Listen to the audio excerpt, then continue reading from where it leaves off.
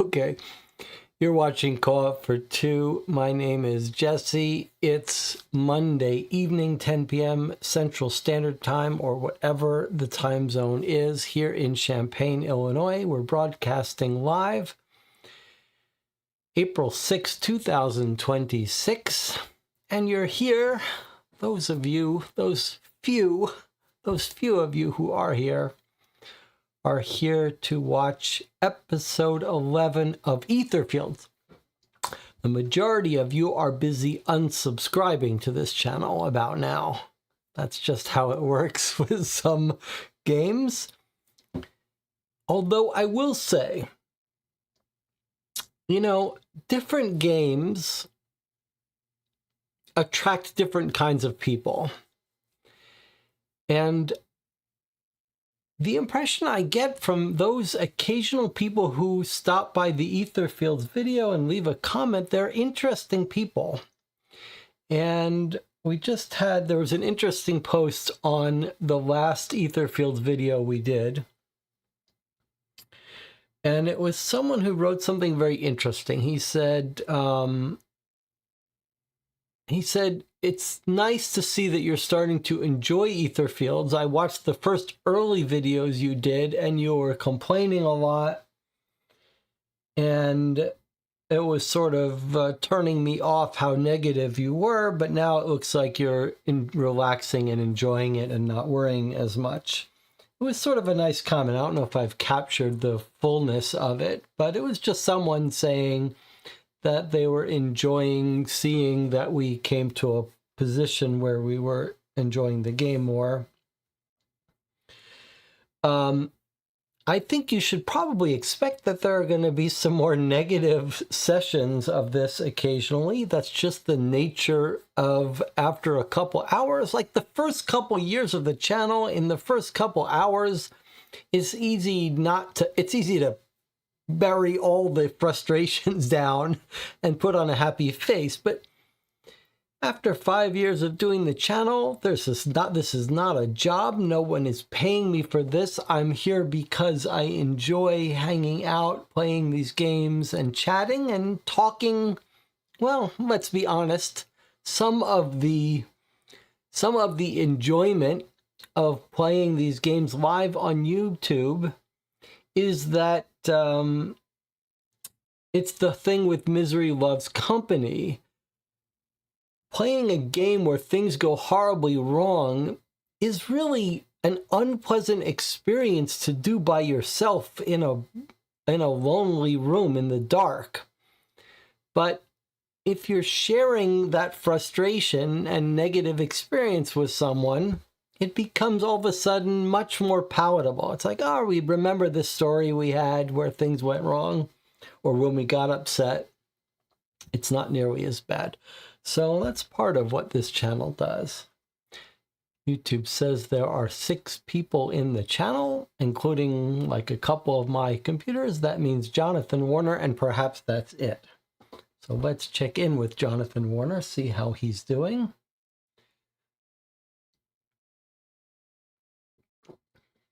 A little bit of bookkeeping.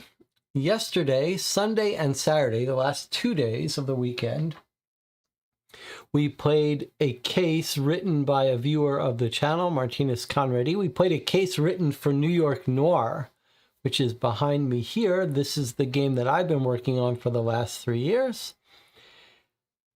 And it was quite a special experience. We also got a chance to try some of the online tools that I've been coding. So if you get a chance, you might want to check that out. You might notice behind me on the wall a couple new boxes. That might be a little bit of a sign of how much Etherfields has got its hooks in me. There is no guarantee we're going to get to those expansions. In fact, the odds are we are not going to get to those expansions. But at this point, in for a penny, in for a pound. There are a lot of other games, though, that we have to catch up on. Jonathan says, will we encounter the pig monster from the swamp today? I sure hope not. I guess that's a little bit in our control. We know what dreams we're walking into. If we walk into a dream with lots of mud, that might be a bad sign. In our last scenario, which I believe was my favorite so far, not Jonathan's favorite, but my favorite, we went into our old house, which was full of cockroaches. We looked in the mirror. We were a cockroach with a top hat. And we had to collect these cockroaches. It was pretty fun. It looked like it could have gone very wrong if we got unlucky, but we had a good time. So let me recap sort of where we are 11 sessions in. We finished the last dream successfully. We've popped out here to Suburbia on the Dream World map. We have only 2 distress. We were in pretty bad shape, but now we've recovered quite a bit.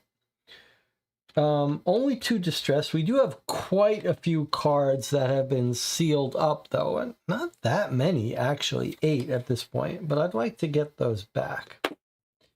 We had a plan to go into Delta Phase. Delta Phase is coming very soon. We have 2 slumbers and then Delta Phase. Remember, Delta Phase is what lets us rest and heal up without having to awaken. And I'll remind you that we had this great season last time that was Season of Regeneration. It said all of the Delta Phase options trigger. That would have been great. That would get us at 100%. But that's gone now, which I'm sort of bitter about, but okay. However, we do have our optimization progress card out that lets us choose 2 options. So you can unseal all your cards, you could heal all your distress, or the third one is reset your hours. Now that's what we're sort of in trouble here. We've got only 1 spare hour. This is what we used in our last game and really needed it. So we need to get this up to full. Although we do have a card that lets us do that. But we still may have to make some choices here when we go into Delta Phase, depending on how wounded we get. We do need to remember that every dream you basically heal a couple distress or heal a couple of sealed cards. We're in pretty good shape here. We've got 5 progress cards out of 6 allowed because of this, because of the builder card. We've got this very cool combo going here with tactics and these red attack cards. Very long arms lets us assault at a distance, an extra distance, and mechanical shotgun shoots at a distance, and these mechanical shotgun builds up. Actually, mechanical shotgun goes by yellow progress cards. Oh, long arms goes by red progress cards. So these two combined basically let us, with one assault, attack everyone on the entire map, because this is a distance of 1 plus the number of red cards. So with this combo here, we basically can attack someone 5 away. 1, 2, 3, 4, basically the entire map. And in fact, we attack everyone. It's a pretty great combo here. But with that said, one of the things that we've been building towards for 10 sessions, we have a special thing that our character wants to do to advance their story. And that is 4 green progress cards. And we didn't even start out with 4 green. We started out with like 2, but over the time we have bought green progress cards. So one question I have for you is, even though we don't love the green progress cards that we have, and these red ones are pretty powerful, I think maybe we're agreeing it's time to just rush those green cards out. Like, let's just get them out, trigger that advancement, then we can go back to our normal strategy and see what happens. We have no idea what's going to happen there.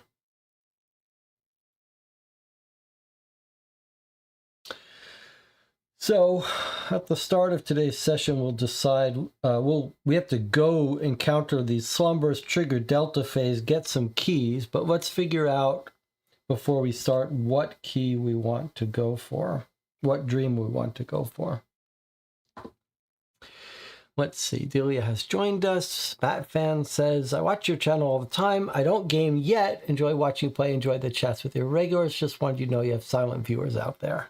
Well, thank you. That's very kind to say. I do a lot of YouTube watching to help me go to sleep, and I begrudge no one for watching this channel to help them fall asleep. In fact, that seems like that could be our niche here. Like, all the long talking, the long intro, everything is designed here to help you fall asleep. Okay, Jonathan agrees. Let's get the green progress cards out. All right, the other thing, let's just recap what stuff we have available to us. We have something that lets us take a shortcut for free. We have 2 items.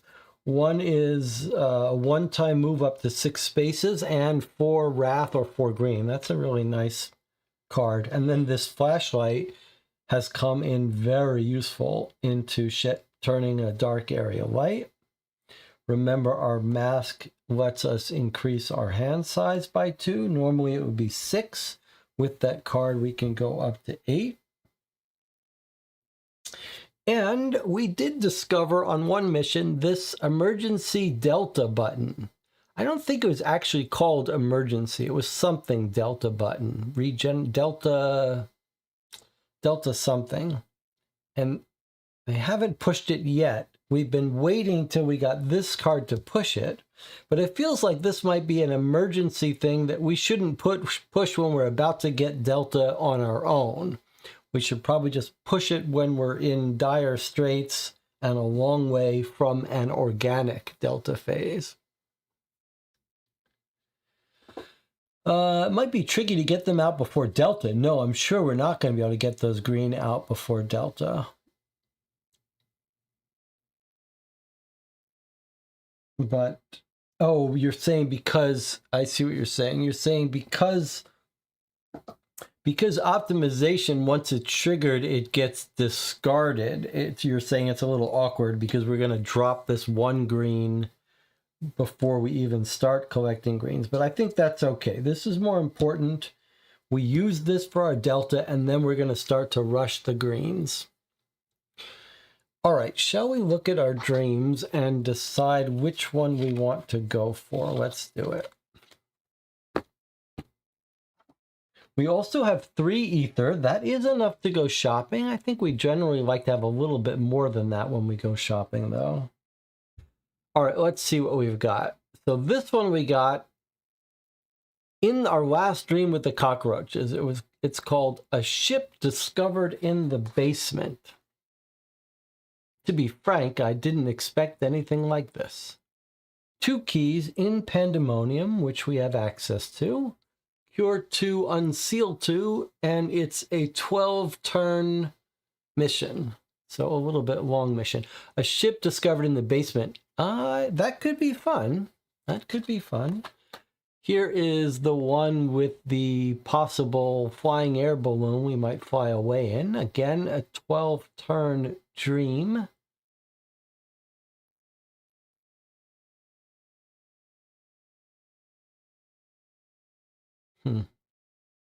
Some little weird rules. 3 keys needed for this, though.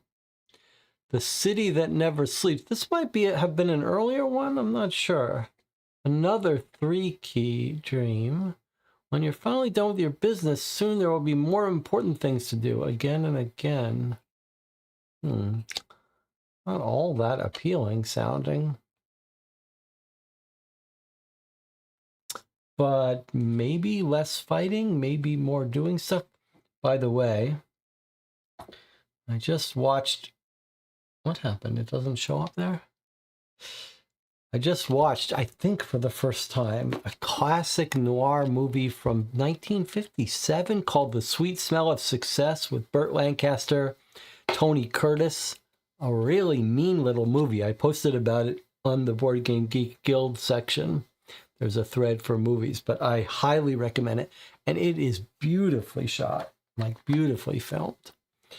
Okay, and then we have, so those actually, we're at the point where we have 3 dreams that we've never seen before, and then 4 dreams that are return dreams, going back to places.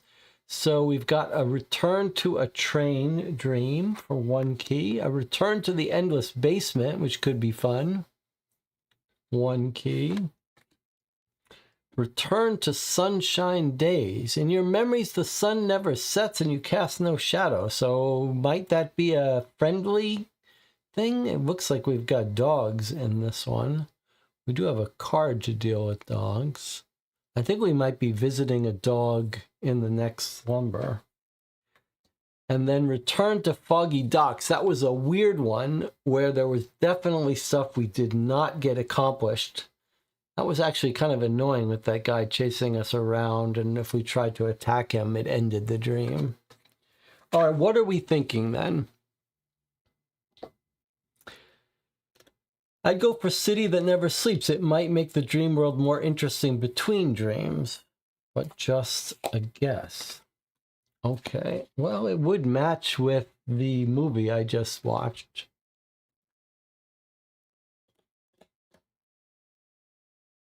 Please note, dream tiles are placed on the dreamscape in an unusual way. Look carefully at the grid. Important business.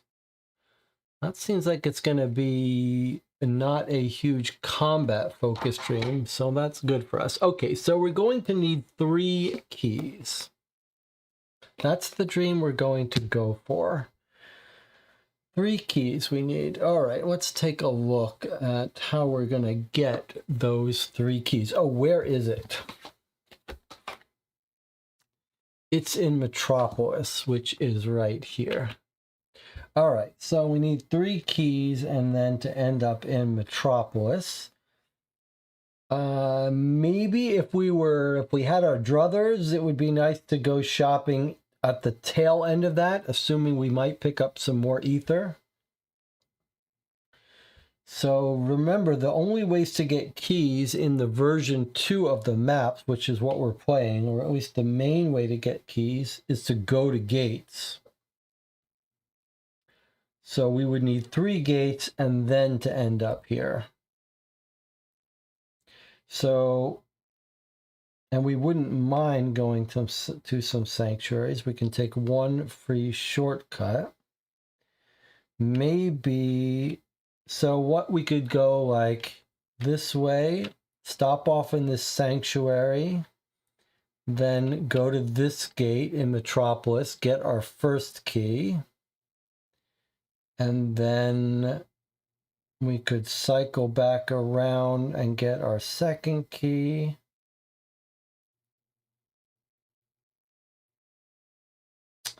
And then maybe do a free shortcut, get our third key, and then come back and get a fourth key. It seems overkill. How about instead we shortcut to here, get our first key.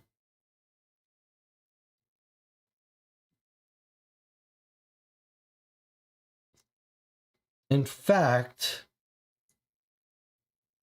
what is the rule when we take a shortcut? We spend a key, right? This is this rule that inexplicably is not on the reminder card. Shortcut is seal one card. We think we're going to unseal all our cards. You're right. We could go back and forth here. This is a good place actually to go back and forth. You're right. We could absolutely do that. However, I think in this case, we might be well advised to take shortcuts and seal cards. So we actually could go like 1, 2,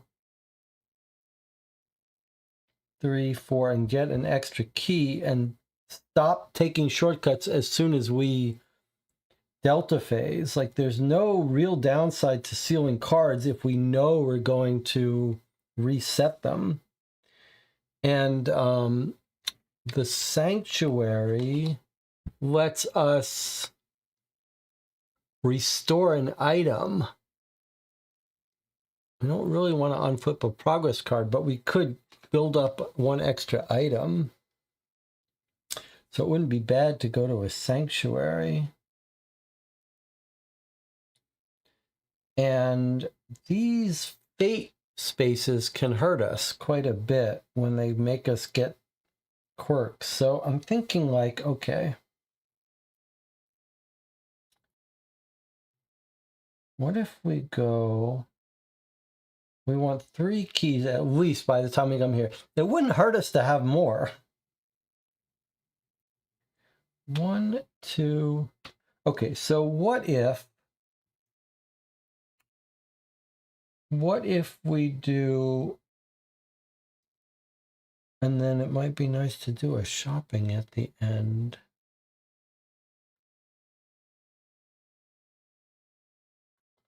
What if we do shortcut to key, shortcut to key, we will have sealed 2 cards, and by then we will have triggered delta here. After that, we don't want to seal any more cards. So after that, what if we go down here and go shopping?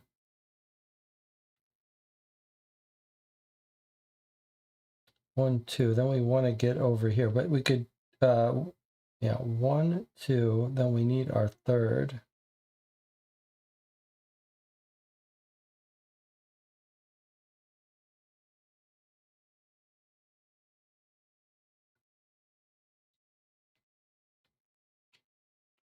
Maybe we cycle this once, get our first key. Then we shortcut to here, get our second key. Shortcut to here to get our third key. And then maybe we hop right over here and go into our dream. If we have enough to go shopping instead, maybe we take a detour and go. We don't have a great detour for shopping. I think maybe that's the right thing to do. Do what Jonathan said. Do a cycle here. Get 1 key, and then 2 key, 3 key, and we're ready to go in. Okay, I think that's maybe the way to do it. All right, so I'm going to cycle. I'm going to go here and get a fate card. Let's see what we've got here. I don't know that we've ever seen this one. So it's a dreamscape slumber quirk. Lose all hours.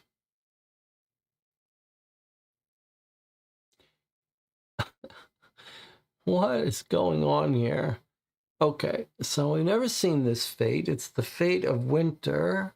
We're drawing a slumber tile, so I guess we'll just go ahead and do that first and see if it has a quirk. Okay, it doesn't have a quirk.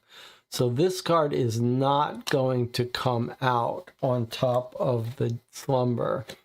But now this lose all hours seems like it's wanting us to trigger it no matter what, right? Well, not just if this triggers, not just if this has a quirk.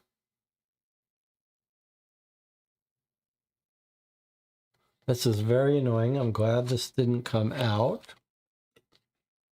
I do feel like it's not 100% clear, but it seems like it probably, I guess this becomes part of our slumber map. Oh, wait, I did it wrong. That was a starting slumber. Starting slumbers always have to be out. Okay, this is the one that we have to see if it has a quirk. Okay, unfortunately it does have a quirk. That's pretty horrible. All right, let's just read the rule now again.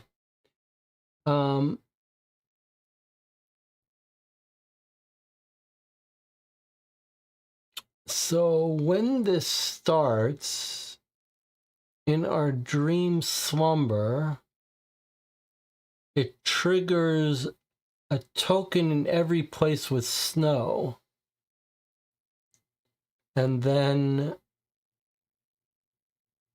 you have to get rid of the snow.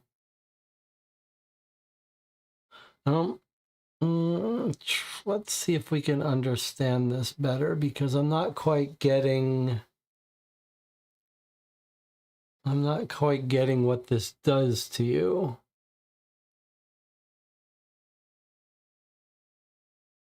Unless this causes you to lose all hours. Because it's telling us to put snow. It's telling us to put snow, but it's not telling us how the snow hurts us unless we only lose hours, what? While it's out? So while it's out during the dream,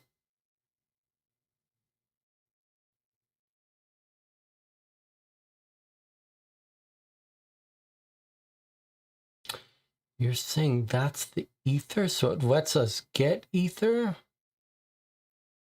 No, it goes in spaces with ether. The question is, when do we lose our hours? Are we saying that when a slumber starts, we lose hours? We lose all our hours the moment a slumber starts? Or do we lose all our hours now, even though we're not in a slumber?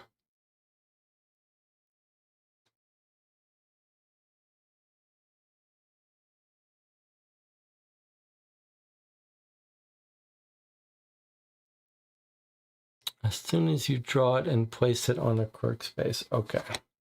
Well, I would be pretty bitter about this if we had many hours. Since we don't, it's not a big deal.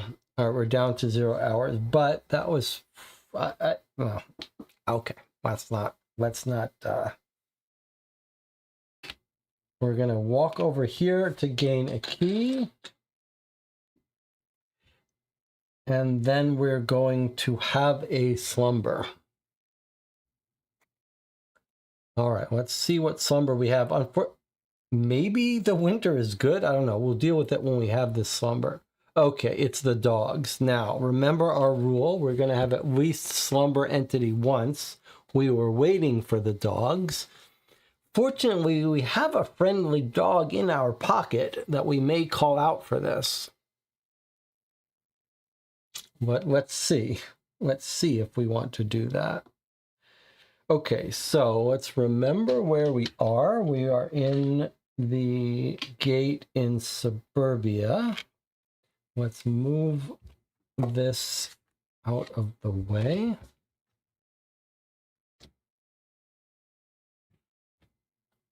And let's set up our dream, our slumber. Okay, this was our winter quirk card that says it's on A4, so it's up here out of the way. Now we have to follow this interesting rule. Place one token in every space.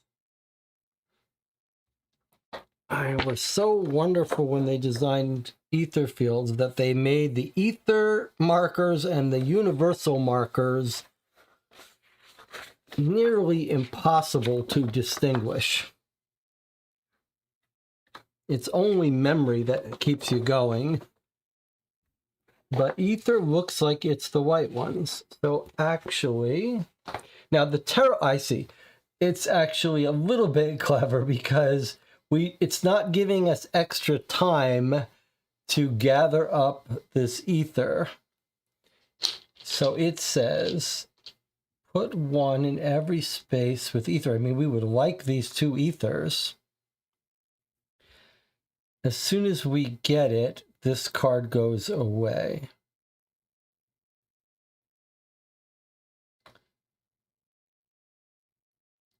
If we don't collect these in this slumber, but we have another slumber, these would stay out. So we might have one more turn to gather these ethers.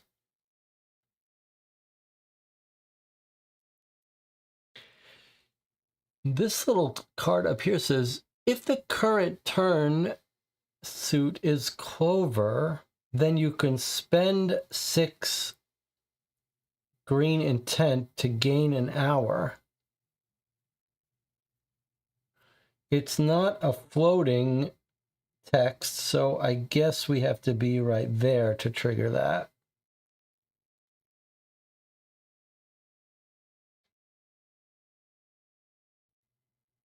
All right, well, we're popping out. Probably we want to be there to be closer to that ether.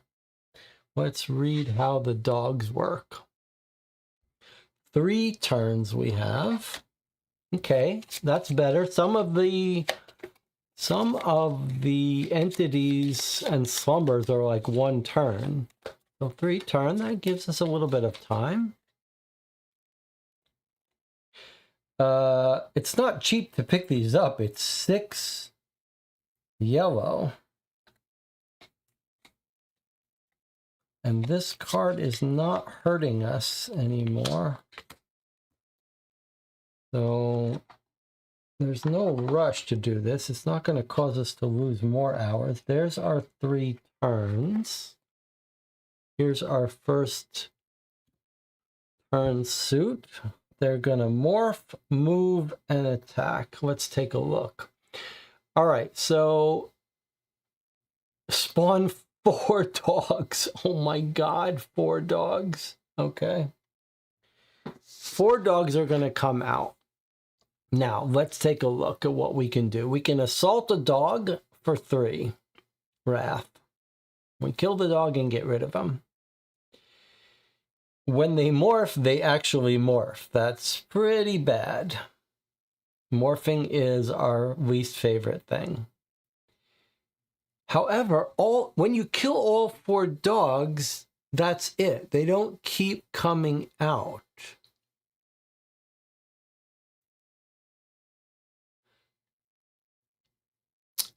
So once you kill 4, they're gone. If we run out of turns, or if we just decide to skip it, we just suffer 2 distress, which isn't the worst thing in the world.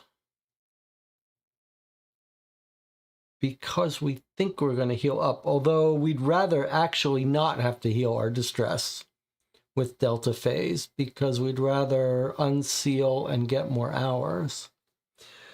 Okay, their normal attack is they just cause you to lose to gain a distress if they're within range 1, and the red attack is range 2. You become paralyzed and you can't move. And remember, we fight each creature once, so we are going to not try to deliberately skip this. However, where is our friendly dog card? Because we did befriend a dog for the specific use of this mission. If you haven't performed any assault actions, you can contact, which just gets rid of the slumber. The dog slumber gets rid of this card. Boy, they move 4 too, so they jump right up on you. And we add a different tile to the slumber. So we're probably going to want to do this. I think maybe what we might try to pull off on our turn is just grab one of these ethers and then give the dog a ball.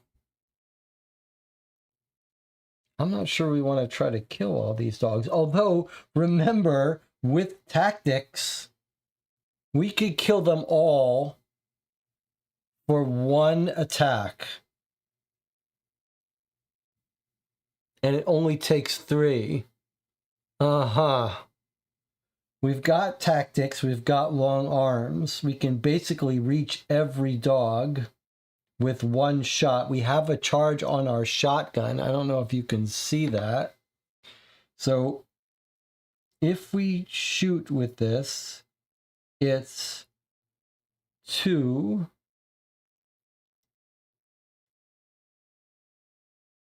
We would do 2 damage with the shotgun.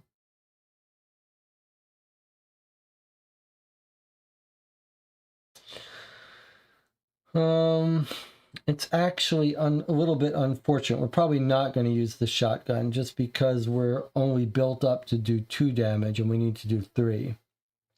So we're going to have to generate 3 of our own. But if we do 3 of our own, we can do it at range and attack them all at once. So I think actually, while we've got these out, we probably want to kill these dogs ourselves and not befriend them, just because we're in a good position for it. So let's bring out the dogs. We are going to use because we're in a dream world, we are using our dogs that aren't dogs. Which are these kinds of dogs. Okay, 4 dogs come out. They have to be evenly spread between the red spawn points, but there is only 1 spawn point. Each space can have up to 4 creatures on. Is that right? Is it 4 or 2? Is it 4 or 2 in a space? There's a big creature that takes up the entire space. And then there are the small creatures. I'm trying to remember if it's 2 or 4 with the entities.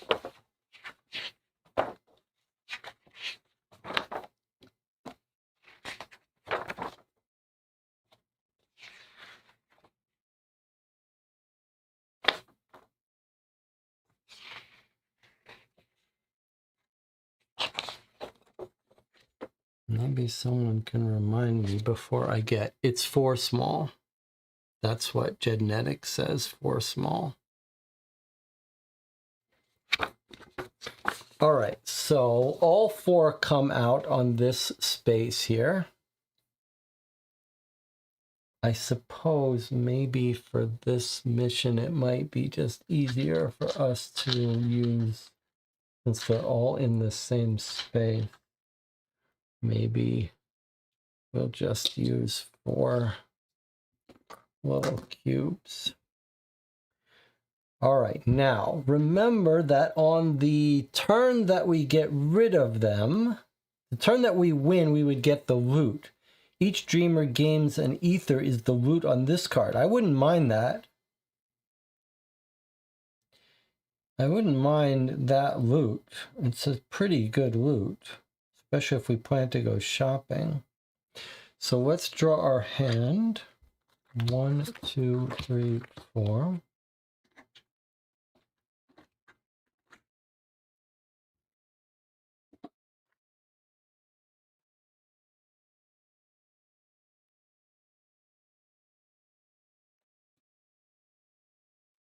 Okay.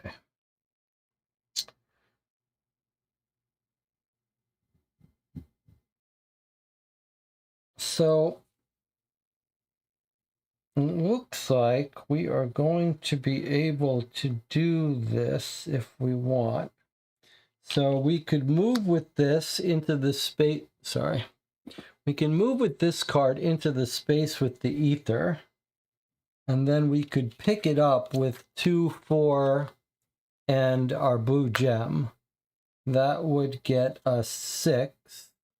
Wow, look at this. Discard this, seal this card to add 3 hours. Boy, I'd like to use that for that.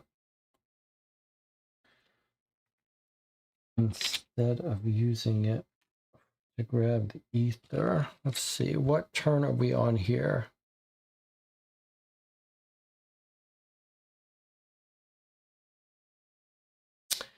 We could use this during the heart suit to gain 2 wrath, or it's worth 1 wrath. It's pretty similar.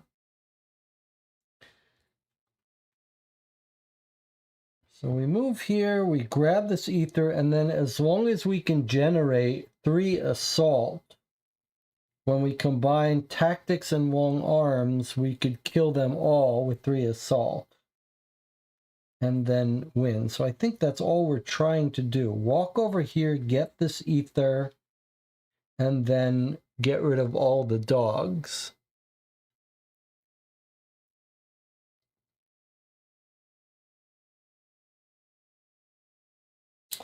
The only question is, I would love to not have to generate.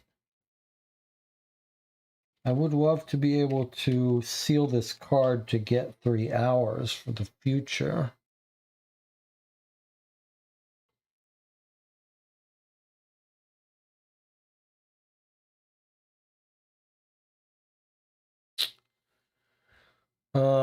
Okay.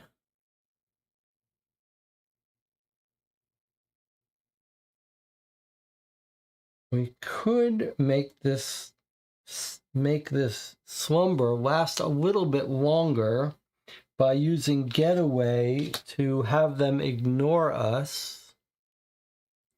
But I don't think we really want to, because I think we'd like to get this loot of an ether.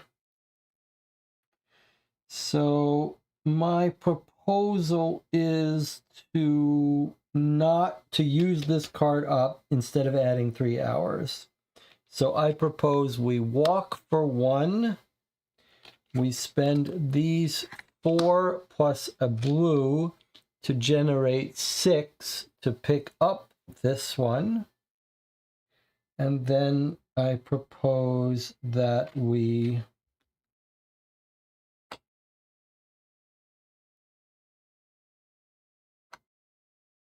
spend this to generate 2 red, and I guess 2 more. That's 4. And we do an assault, a little bit of overkill. Tactics will let us attack all entities in range. And our range is 4. 1, 2, 3. That's enough to kill them all. so I think that's it. Okay, now let's see. Someone is saying, oh, if you get the ether. Yeah, well, that's what we're going to do. We're going to go onto that ether. Okay, so first we're going to walk 1. Then we're going to spend 6 yellow to trigger this, to pick up this ether. These are now spent. Now we are going to kill, yes, we are going to kill the dog. Don't worry, we'll make friends with it later, but we got to first teach it who's boss. So now we are going to generate, this generates 2 red.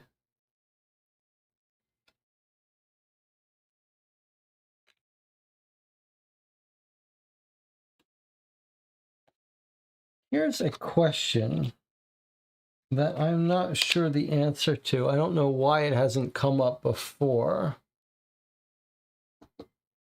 If I use the shotgun to generate 2 assault intent, it seems like I could combine that with this if I wanted to.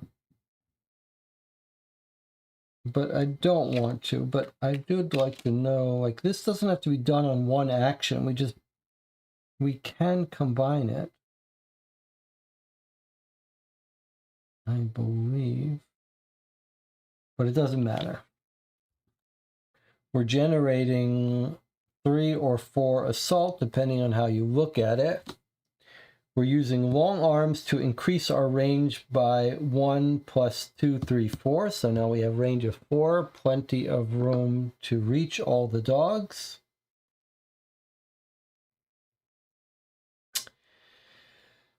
We're using tactics to affect all enemies in range.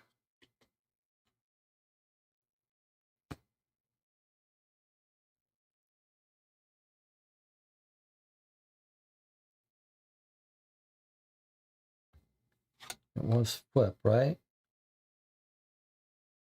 Flip this card afterwards. That's good. Okay, so that's it. Someone can tell me if I've done something wrong, but I believe we have just used our combo, very long arms and tactics, to get rid of all 4 dogs in 1 shot. That's an amazing combo. Don't worry, we're just teaching these dogs who's boss, these monster nightmare dogs. We'll be back to make friends with them later. All right, well, we have victory. We've killed all 4 dogs. We've discarded all 4 dogs. So we get the loot that's on this card, which is another ether. So that actually turned out pretty well for us. The only sad thing is we had to give up a card that would have given us more hours. Okay, so this slumber is over.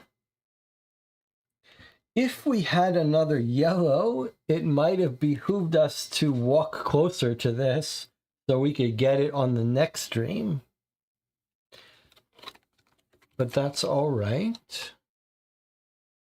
So this goes at the bottom of the slumber deck. We're almost ready for our delta phase. We're done with this dream, but remember, it stays exactly as it is.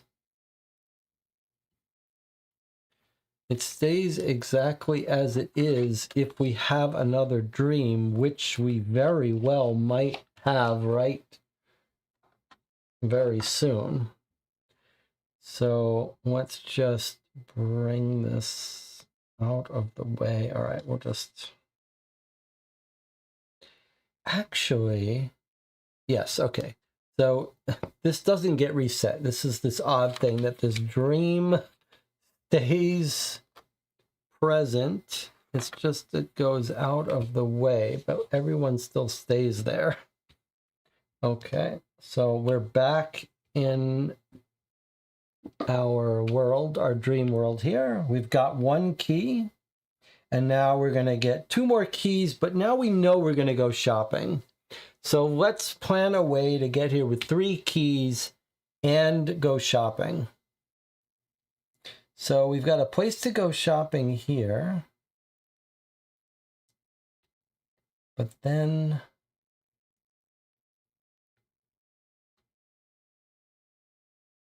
I wonder if we're not better off going here for our second key via shortcut. And then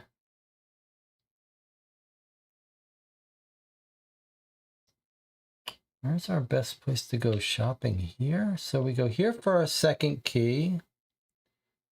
Then we go here for, no, then we go here for shopping. And then I guess, wait, it's hard to get back there and go shopping, huh?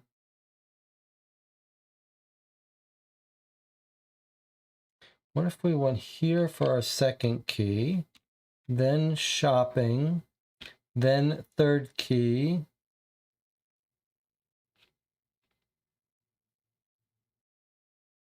here for our second key,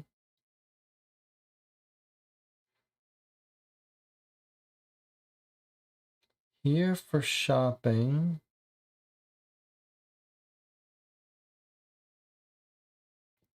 third key. I'd rather not, I'm happy to take shortcuts in the beginning, just not later on. Boy, it's complicated how hard this is, how ridiculous it is. Would it be a good idea to keep the winter quirk there just to be safe? That way we can prevent any negative quirks from taking up that specific slot. That's an interesting idea. Okay, well, we'll decide it when we have to make that decision. We can only choose whether to pick up that ether. All right, I want to go shopping and I want to get our second key, and I think now is the time to take a shortcut. So we take a shortcut here. We get our second key, then we go shopping.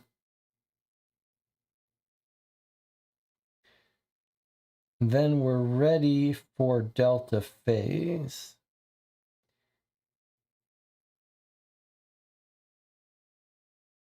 Maybe it's not so bad to come up here. So then we come here, we get our third key, and then we shortcut and seal one card and go straight to where we want to go. I think that's the way to do it. I think that's the simplest, cleanest way to do it.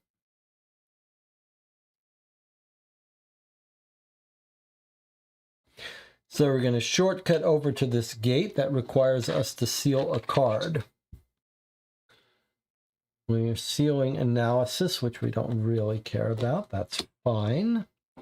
We're now in pandemonium.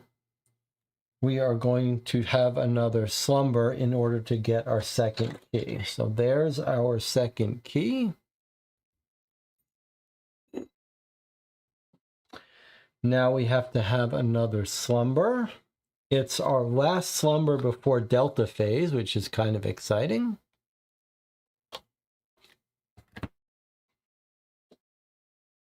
It's the crying shadow. I believe we have faced the crying shadow before, so we could skip it. But we are in this dream where we could go get this other ether, which would be kind of cool. The shadow you can assault for and get another ether. Wow, that's tempting.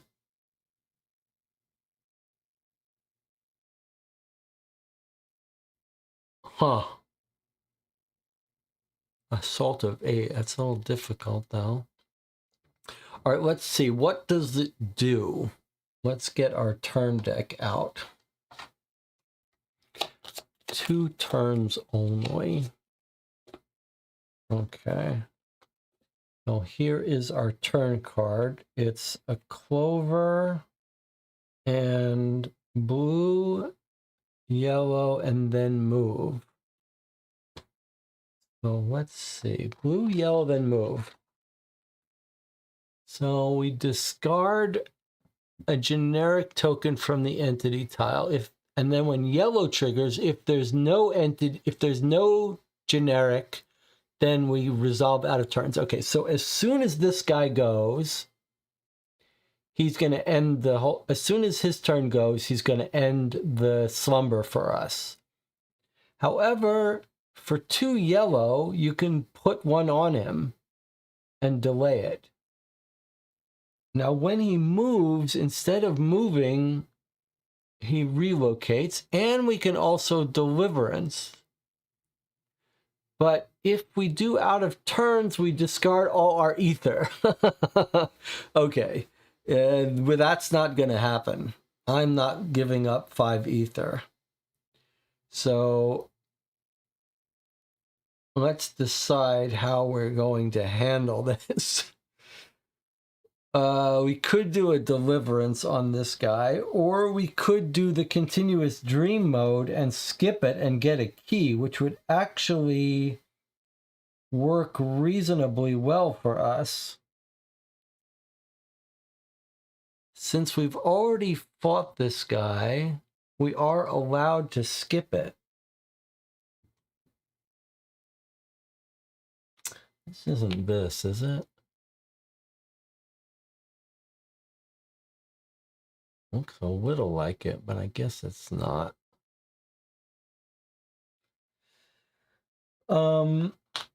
Should we just skip this? Let's see. How would we do it if we wanted to do it? Because we wouldn't mind going back into that slumber and getting some ether. So what would we do? We would go in there. We would put a blue generic token on him so that, oh, we'd have to put 2 because the blue action is going to discard 1, and we'd have to have 2 on him in order for him not to end the game. So we'd have to generate 4 yellow in order just to keep ourselves alive for 1 turn, but probably we could do that.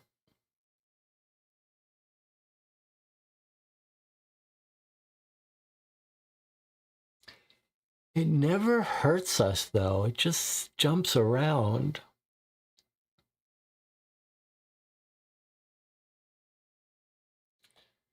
Generating 8 wrath is not so easy, though. And then to get to that other ether is also not going to be so easy.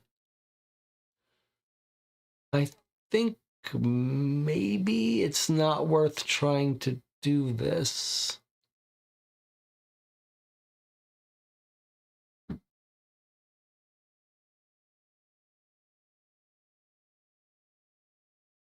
Six contact is victory. I mean, we absolutely could victory it.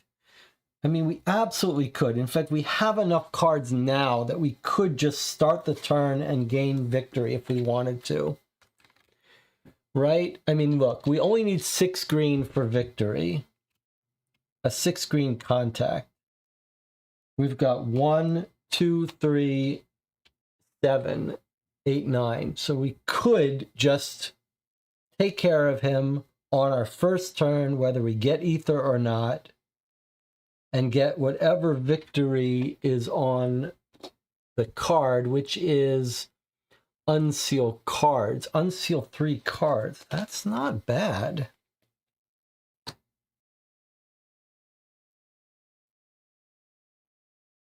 It's a contact. We'd have to get close to it, but it's not very far away. Maybe we should just go in there and get victory, and then if we get a great hand of cards, we'll pick up one of these ethers. Okay, we're going to fight this guy. I'm not sure it's worth the hassle, the time on the stream to do it, but we're going to go ahead and do it just because we are in a good situation to do it. Kind of crazy with all these cards. This whole system of the slumber staying the same. All right, we're going into the slumber with this crazy creature.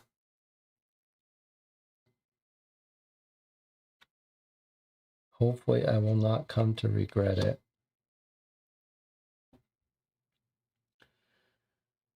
Where is our crying shadow? Okay, let's do it.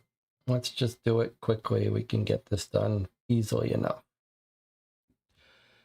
We're spawning the crying shadow. He spawns on this pink place. That's the only place for him to go. We've got 2 turns, and here is our first turn.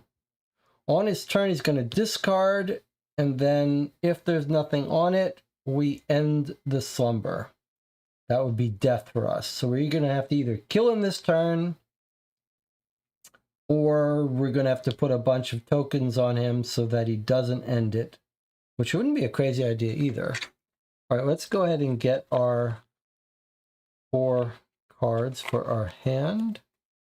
Let's start ourselves out here.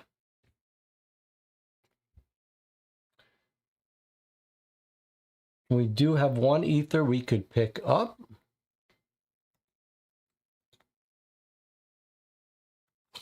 Let's see what we've got. Remember that we think we're going to use Delta Phase to unseal cards. So we really don't care, I think, about sealing cards. So this loot is not so great for us. We might want to push this to 1 more turn to guarantee we get this and try to get a better loot. Looks like we've got some nice cards here. So what do we want to do? We want to walk over here and pick this up and then either end the mission or delay it. So let's see. And we would love to get more blue gems. Okay, we could seal this card to generate 3 yellow and walk over here. Here's one of our green progress cards we'd love to get out. That's another reason why I guess taking our time with the slumber is not a bad idea. If we want to make it last 2 turns, we're going to have to generate 4 yellow. So I think maybe we're not going to be able to walk over there yet. What we're going to do is we're going to generate 3 yellow with this. That's 4 yellow. That's enough to put 2 generic markers on this so that we survive this round. Now the question is, what else can we do? We want to do this. We want to walk over there. And we need to be able to get our 6th victory. An assault of 8 would get us an ether of our own. I think we're going to have to stop here. It's unfortunate we couldn't even get ourselves closer. But we do have Ghost from the Past. Huh. That is interesting. If we think we're going to get all our cards unsealed, this is a great card to draw up to our full hand.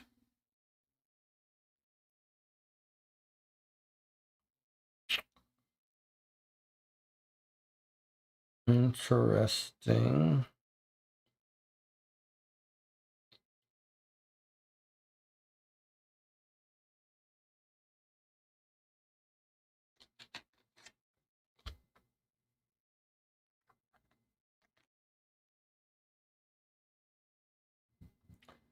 It would be nice to spend these cards down and then use Ghost from the Past, but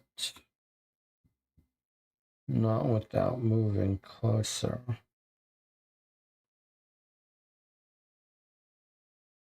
Okay, hold on a second. We keep forgetting that one of our actions is to discard 3 influence cards to gain a blue gem.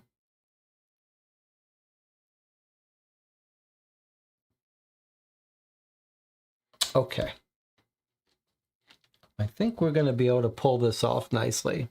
All right, we're sealing this card to get 3. This gives us 4. So with that sealed and this spent, we've generated 4 yellow. That's enough to put 2 markers on the entity. Now he's going to run. His morphing removes 1. His basic effect says if there's no tokens on him, we lose. So we're fine. And then this action goes. And this just says just relocate him to the furthest red spawn spot, which he's already on. That's the end of turn 1. Here comes turn 2.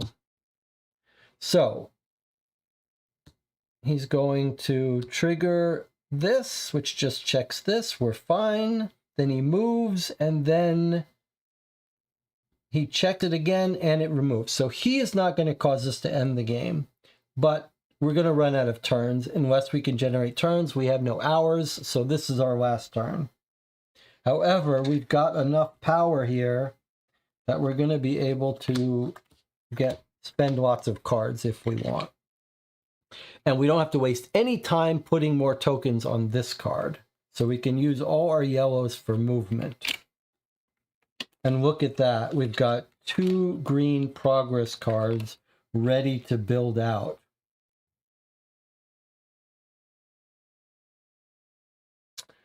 Unfortunately, we don't have enough yellow to pick this up.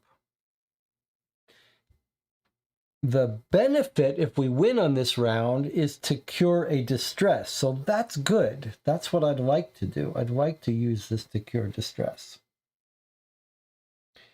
We need to reserve 6 green to have a contact and be next to him.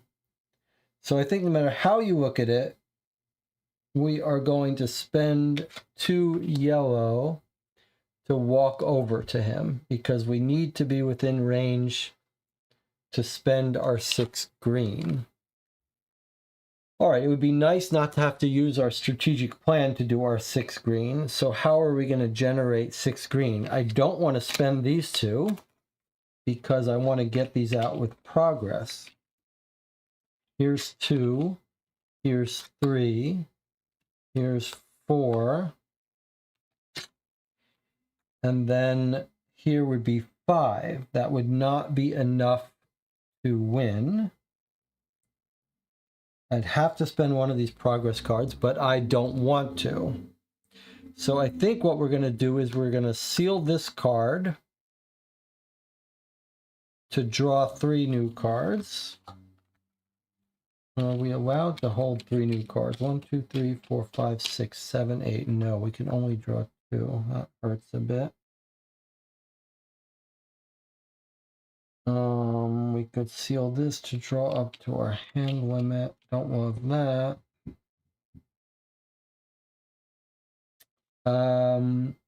Let's do this. Let's get one of these out of our hand and then draw more cards and perhaps plan to spend one of these if we need it.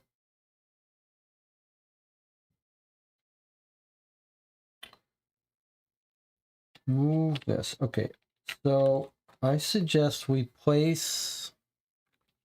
The thing is, we've got a good... We don't have our card that lets us build. Okay, so I propose we play this and spend 4 to get it out, like this. Now note that we still don't have 6 green to win, but we are going to be able to draw more cards, and if we don't get it, we can still get it that way. Okay, I realize this might not be the most entertaining thing to watch, but here we go. We're going to spend these 4 green to place this progress because we're trying to get all our green progress out.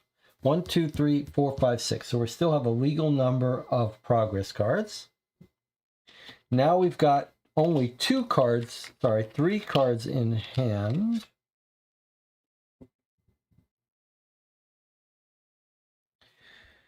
what we'll do is we'll do this first. This is all based on the fact that we're going to be able to unseal all of our cards in the next slumber.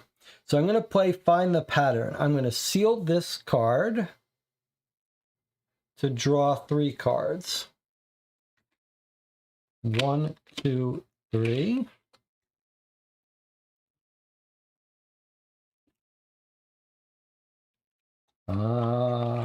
Now we're almost. I almost were able to pull this off cleanly. We can still pull it off, obviously, just not as cleanly. And we'll have to be able to use this to get a shiny gem, but we can't quite do it. We have to generate 6 green to win on this round. 2, 1, 3. It's almost enough to do this. We can't generate a gem easily.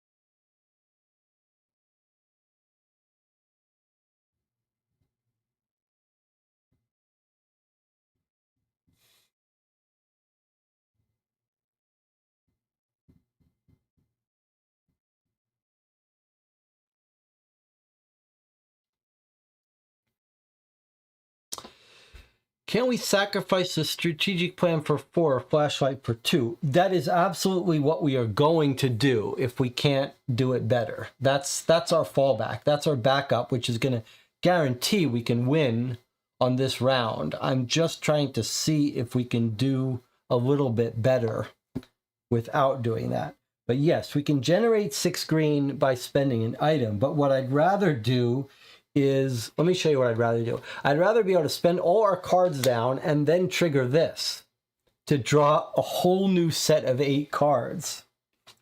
So that's what I'm trying to do. I'm trying to find a way to spend these cards, trigger this, draw a whole new set, and then be able to get enough to do the 6 green without this, and maybe do enough to pick up one of these ethers.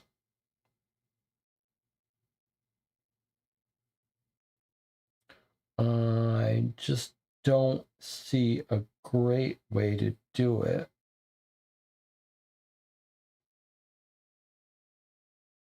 One, 2, 3, 4, 5. If I use this just to get 3 cards, it's really a shame. I always just discard a card. Discard 3 cards to get a gem, but I don't want to discard 3 cards. Here's what I think we're going to do. I'm going to throw away the steam bomb. I know it sounds a little bit crazy. Then I'm going to seal Ghost from the Past to draw cards to our hand limit. I'm only doing this based on this whole scheme that we're going to be able to unseal all our cards. So now I've got 3 cards in hand, and we're going to draw up to 5. There's 2. Now we have to reshuffle. I hope I am not misremembering Delta Phase, that it lets us unseal all our cards. Okay, so I'm going to seal 3 more cards. I've sealed half our deck. Like I'm killing us if we don't Delta Phase cure all our sealed cards. But we're doing this to squeeze a little bit of extra ether out. Okay, I'm sealing 3 cards. They're very good cards. Hopefully we'll be getting them back. That's the price for reshuffling. And now we're dealing up to our full hand size, which is 8 because of our extra mask. Now we have 8. Now let's see if we can't pay for the green without using an item and possibly get one of these ethers. And maybe even a blue gem. Look at this. Here are our 2 other green progress cards. If we can hold on to these, we can get 4 green out very soon. All right, so here we go. We take this card, we discard a yellow and a red, and now we get 3 blue gems. Although this would let us add more hours. Oh my gosh. Okay. Well, let's not spend that one then. Let's spend these 2. So we're using So Shiny. We're throwing away a yellow and a red intent card to gain 3 gems. This is going to give us the flexibility we need. There's our 3 gems. Now, what we'd like to do is not throw away any of our green progress cards. We can seal this right now for 3 more hours. And then we can win the game with this. Or, if we wanted to, we could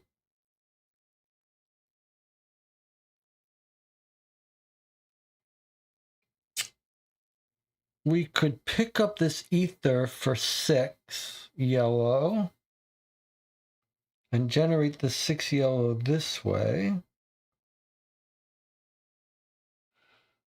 and generate the 6 green with these cards.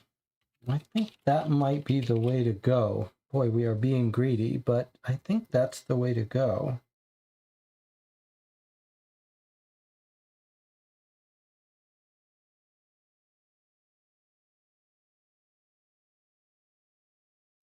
It's a little bit of a shame not to use this again, but so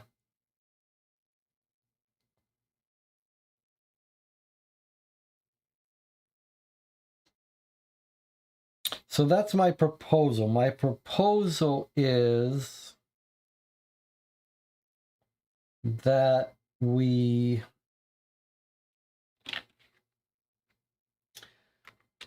pick up this ether for 6 yellow.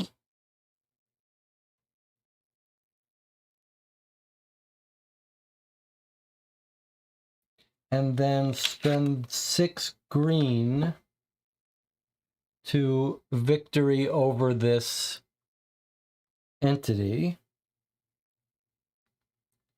That does give up this beautiful card, but it'll just recycle. It keeps our 2 progress cards in our hand and keeps our flashlight. Maybe better to spend the flashlight.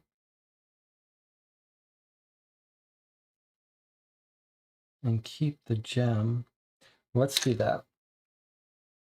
The only thing I'm not doing is I'm not adding more hours to the clock, but I'm hoping that maybe we won't need it. Maybe we'll leave our distress at 2 and take the hours. So there's 6 yellow. I'm picking up this ether because this is going to be our last chance to get this ether. If we could assault this guy for 8, we would get another ether. But we really can't. And then I'm going to spend this flashlight to get our 6 green rather than a gem. Is that a good idea? No, I think we better keep that flashlight. So I'm going to spend our last gem to generate 6 green, which contacts the entity at a range of 1 and gives us victory. So he goes away. We've got victory. Our reward is we can seal a card to cure a distress, which we're going to do because we're hoping to get all our sealed cards back. Look at this insanity. If Delta doesn't give us back these cards, I've killed us. So that's the end of the Crying Shadow Slumber. Delta phase is on the top. That was a very long thing. I appreciate your patience. This is going to be off our view. Winter goes away because we picked up all the ether. Out comes our dream world again. That was really a lot of insanity there. And we are back on here, I guess we were, with 2 keys. And a huge amount of sealed cards. But we are going to go shopping now.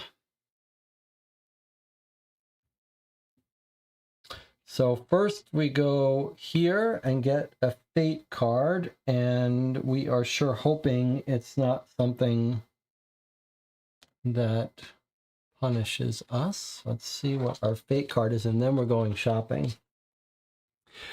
Okay, Dreamscape Slumber, and then reshuffle the fate deck.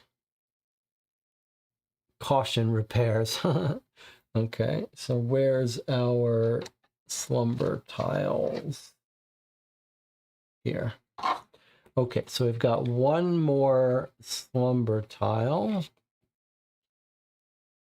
which doesn't have a quirk, so this doesn't trigger.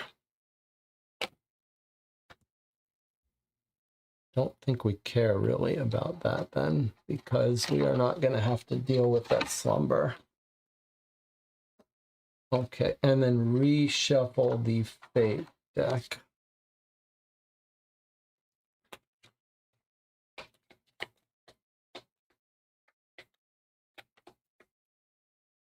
All right. Next up is moving here and going shopping with 6 ether. So we somehow collected a whole bunch of ether. Maybe we could have actually spent this to get one more, but maybe we're okay. All right, influence market, here we go. Now remember our rule. Our rule is we have 3 shopping cards. Normally, officially, you spend them one at a time to draw 3 cards to shop from. But our rule is we are going to draw 9. We're spending all 3 of those shopping cards at once because we think we are going into a dream where they'll be coming back. All right, 9 cards. Let's see what we've got to choose from with 6 ether to spend. Wow, 2 green progress cards. 3, oh my God, look at all these green progress cards. That's insanity. All right, let's see. Let's go most expensive to least expensive. We've got a lot of expensive cards here. Wow.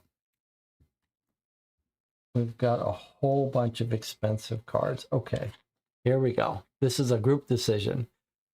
Here's a 3 ether card, costs us half of our ether. It's Tunnel of Light. When you should die, prevent all the stuff suffered and seal this card. Okay, I don't want this. We already have a card that's like, don't die. Although that's throwback and you read something interesting. I'm not sure if I believe in that. Okay, but I don't think we need 2 of those cards, surely. It does have 2 green, though. All right, so let's say we're probably not going to get that. What have we got here? Oh, we got 2 rapid progressions. Okay, so 2 of the same card. It's a good time for drawing conclusions.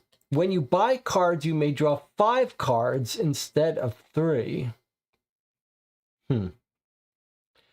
That's pretty good for us. that would mean 5 times 3. It would mean we draw 15 cards to choose from instead of 9. But we'd have to have this built to trigger that. It is a 2 green. It's not terrible. Jonathan says that might be overpowered with our house rule. All right, well, we've got 2 of them drawn, so maybe we don't want that. We don't need more green progress cards. Let's see what we got here. Each time you achieve a victory in a slumber, place a generic. I really do not understand what went into their minds with using these symbols that are like, they look like blue gems, but they're generic, but the generics are white in real life. Insanity. Okay, but anyway, the point is we put a token on this card, and you can discard a token during any slumber or dream to discard a morphing. I mean, discarding a morphing is huge, but look what we have to do. We have to get a victory in a slumber to trigger this. We don't really want to do that much. We don't really want to have too many slumbers, but I mean, I don't love it.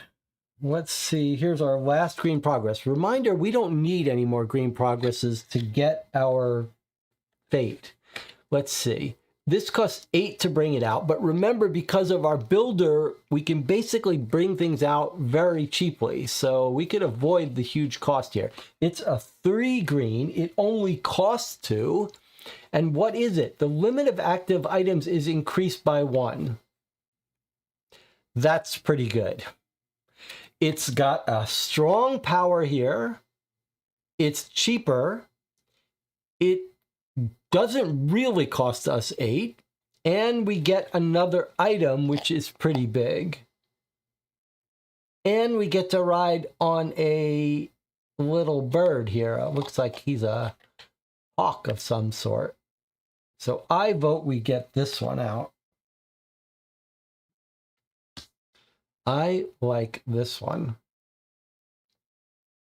It's not uncommon that we have more items, that we could benefit from more items. All right, so I'm suggesting we take that one. Now let's look at what else we can choose from. We've also got Blind Man's Bluff. Choose one entity, roll for its movement twice. You choose the movement direction. That's pretty good. And it's free to use, and it's otherwise a 2 yellow, which is nice to help us move, which we could benefit from. So I'd be inclined to take that as well. Now we do need more wrath. What's this one? Continuous dream counts as a victory. Is that right? Continuous dream mode.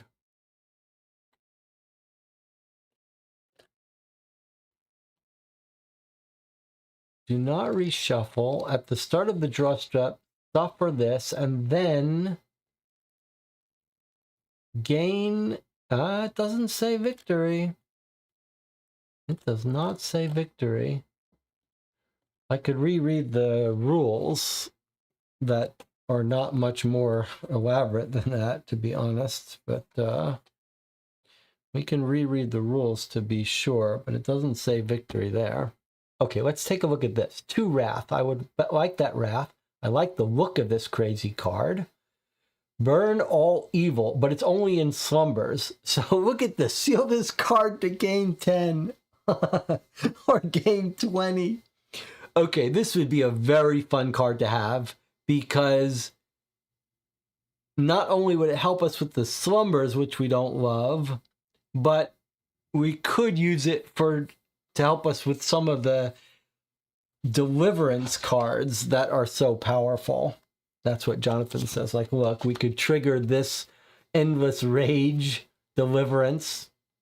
Okay, so I think we want this one.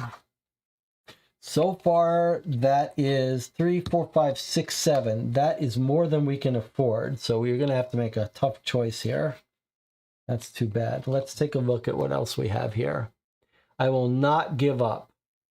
If you are in range from a big entity, gain 3 gems. Look at this beautiful card with this little crow giving a little gift or something. Okay, here's the problem. We've been playing 11 scenarios. We have yet to meet a big entity. However, if you just go to a diamond entity, a diamond turn, you get 3 gems. I mean, we have a very good deck for gems. And it's a Wrath card. That's pretty tempting. It's not a progress card. All right, so oh boy, that sucks. Okay, I like that one too. And then here's our last choice. Jonathan says maybe the big entities are all coming up. All right, let's look at this. A helping hand. I thought you needed something. Draw 2 cards. It's a 2 green. Draw 2 cards, seal one of them, or seal this card to gain a key. Don't care about that. All right, so look, there's 4 cards we want, totaling 9 ether, and we have 6 ether. So we could take these 3 for 6, and then we wouldn't get Blind Man's Bluff, which lets us move an entity far away from us.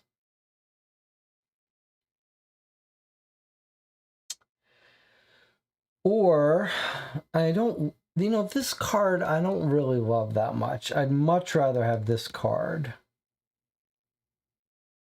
But we don't have enough to do that. I do like this card. We move an entity far away from us. Like, that would have really helped us in a couple missions. And I do like this one. I think you've got a good point that as the missions get harder, we're bound to meet more big entities. I do love this one, especially for Deliverance, so I really want this one.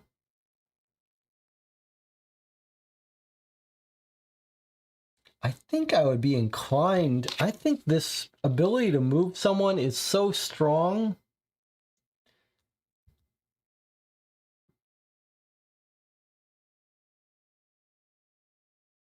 I'd like to take that one too.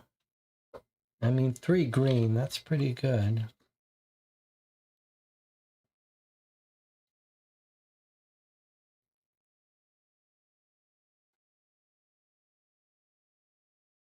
I think we gotta take this one, right?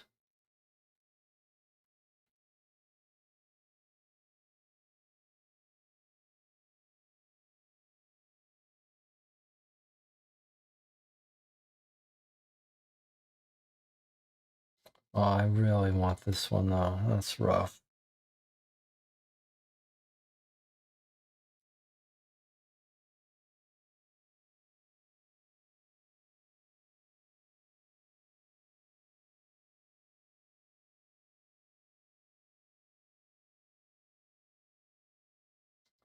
All right, maybe we take these 3 for 2. All right, we're gonna get Fire Wings. That costs us 2. Now we got 4 left. We could either take these 2 or take this one. So what's it gonna be? This one, which lets us just push an enemy far away from us. Or this one, which gets us gems most of the time. Even when it doesn't, though, it gets us a red. This is the one that's of least interest to me, but it is a nice hefty 3 contact. Genetics like Blind Man's Buff. So it's either this one and save an ether for later, or these 2.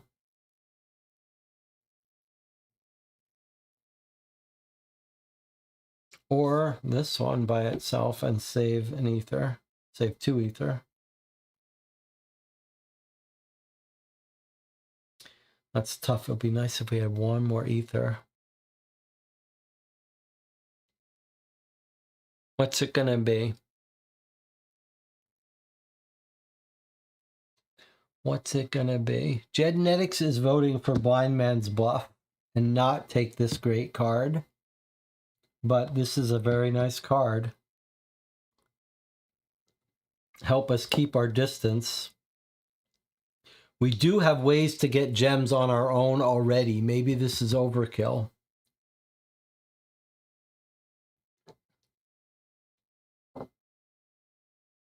This is a red, so having a yellow would be a nice balance. All right, I think we take these 2, save 2 ether. Okay, that's what we've decided to do. Boy, this game is getting fun with the upgrades. All right, so we got all these green progress, but we didn't buy any of them. That's kind of crazy. We've spent all our shopping cards. That's okay. We bought 2 new cards, a yellow and a red, and these are 2 very cool cards. That cost us 5. 5 of our 6. We have 1 ether left over. These go in our discard. Pretty cool. All right, and we have 2 keys. We're back on the dream world. We have 2 keys. We need 1 more key, and we need to end up in Metropolis.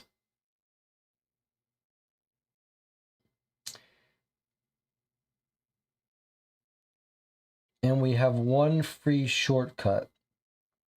So we go here. We take our slumber delta phase, and then we take our key for our free shortcut, and we're ready to go into our dream. Let's do it. So the only thing that could mess us up here is this fate card. If for some reason it's some deadly thing. Here we go. Draw and place a slumber. If there's a quirk, place this card there. Strange hood. Okay, we don't like this, but we don't think this is going to harm us because I don't think we're going into another slumber before we go into a dream. Okay, so here is the slumber tile, and it has no quirk space, so this just gets discarded. We add our slumber tile, but it's not going to make a difference. Now we're going to walk here. We're going to take our 3rd key, which we need, and we're going to draw from the slumber deck. However, it's time for Delta Phase. This is our 2nd Delta Phase. I believe we've ever had 2nd or 3rd. It's pretty exciting. Genetics says, do you guys feel the deck building mechanics in this game? I remember most people saying there isn't any. Are you kidding? The deck building is the most fun part with these cool cards. All right, here we go. Here's our Delta Phase. Let's see if we remembered it correctly. All right, now we're talking. All right, here's our Delta Phase. Is any of this matching this? Purple? No. Too bad. All right, so we've got our optimization out. That lets us discard it to choose 2 options. So we're going to choose 2 of these top options. Cure all their distress. Well, we only have 1 distress, and we're going to cure 1 when we go into a dream. So we don't need that. Unseal all their cards. That's what we need. In fact, we exploited this game like crazy by sealing cards like a madman, because we knew we were about to Delta Phase and get them all back. So here we go. We've unsealed all our cards. That's our first choice of action. Oh, look, you always reset your hours. We don't even have to spend one of the choice on that. That's pretty amazing. All right, now we have an interesting decision to make because we're not going to cure our distress. we've got an interesting choice. Yes, Jonathan has brought it up. Let's talk about it. All right.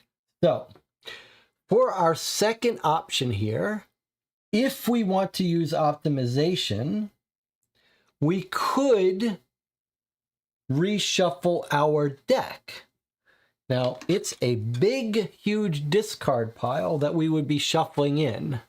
So we would be saving ourselves a future distress and getting all these new great cards we just bought on top of our deck.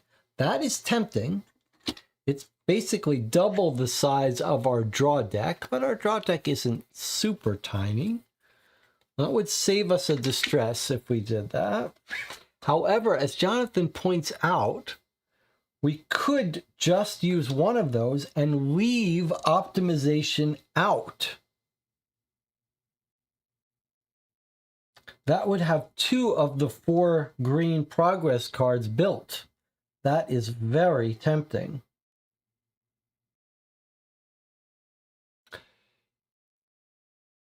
Or if we wanted to, we could restore a mask. Now, let me remind you, we've played 11 sessions with our devotion mask, which I think is an amazing mask. So I'm hesitant to give up having +2 hand size. But the other option is we could switch to Ghost, which lets us move through walls or ignore, which is very minor, or basically once per... hold on a second. We've been saying this lets us ignore 1 distress during dreamscape phase. That's pretty huge. I mean, every turn, if they hit you for 1, you basically don't even care. But we do think, now that I look at this, this is ambiguous. Do we think this means spend a gem for this or this? Or do we think it is how we originally read it? Like spend a gem to move through a space, or for free, ignore a distress. That really could have been written much, much better.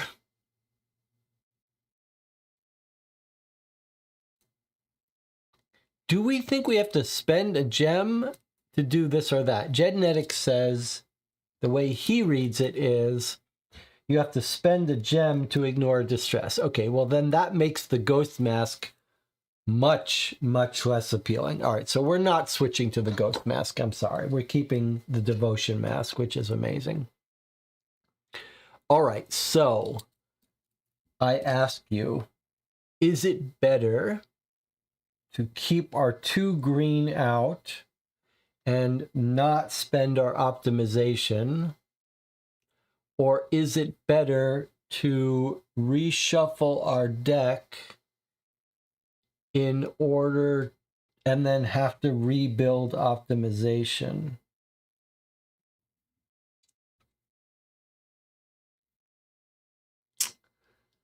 And then we're going to get our hours back. So I'm going to go ahead and give us our 5 hours back. That's great.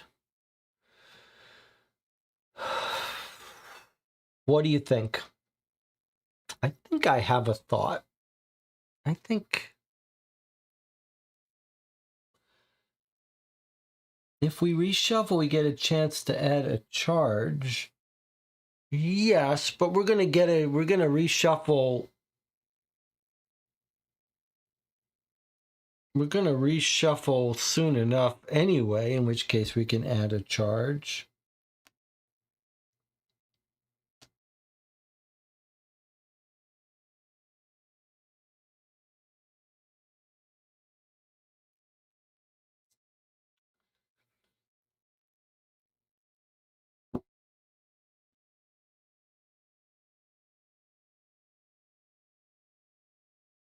This reshuffle is distress-free. Yes, this reshuffle is distress-free. It's just, I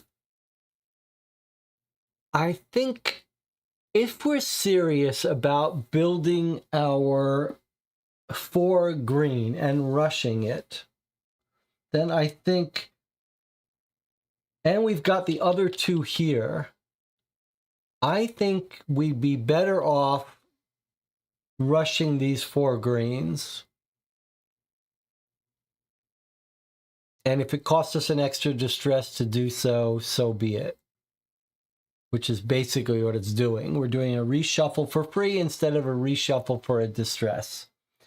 So we are not going to use up our optimization. Let's get the 4 green out. Are we going to press the Delta emergency button? No, we're not. Because we think that might trigger a Delta phase, and we don't want to do that until we can benefit from it. Hey, maybe that's another reason to keep this optimization, because we can trigger it again. We're not sure what that button will do. But okay, so we're not going to use up our optimization. We're only going to choose one action, which we've done. We've unsealed our cards. We've reset to 5 hours, and now we are shuffling the slumber deck and putting this at the bottom. We've got 2 green out and 2 green in our hand, ready to trigger our secret backstory. I think that's the smart decision. I think we did the right thing.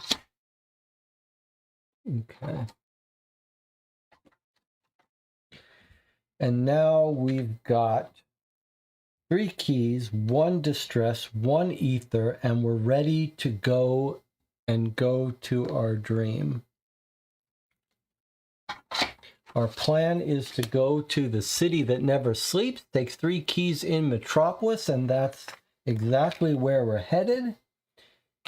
We're taking the shortcut. Normally we would steal a card, but we're going to use this fate card, which says take a shortcut for free. And there we go.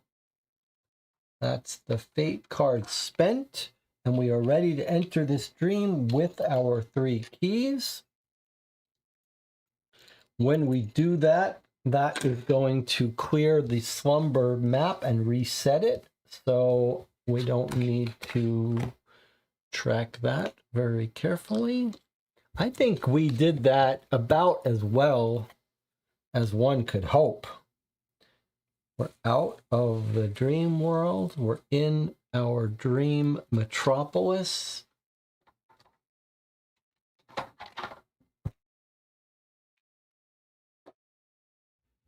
We'll take a break. We'll come back. I mean, if you wanted to, you don't have to go into this dream now. We could hop around in the outer world for a bit to take our time building our 4 green before we go into a dream. But that's not how we do things here. We're ready for a dream. We've spent almost 2 hours walking around in the dream world.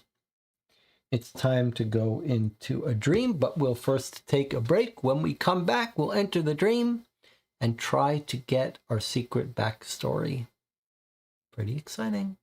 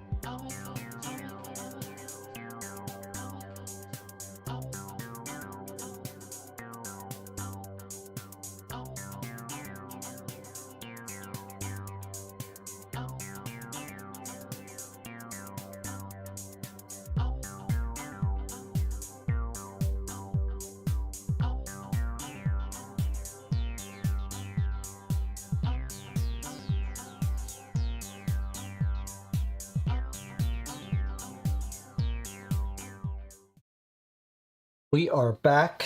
We are finally 2 hours in, ready to enter an actual dream.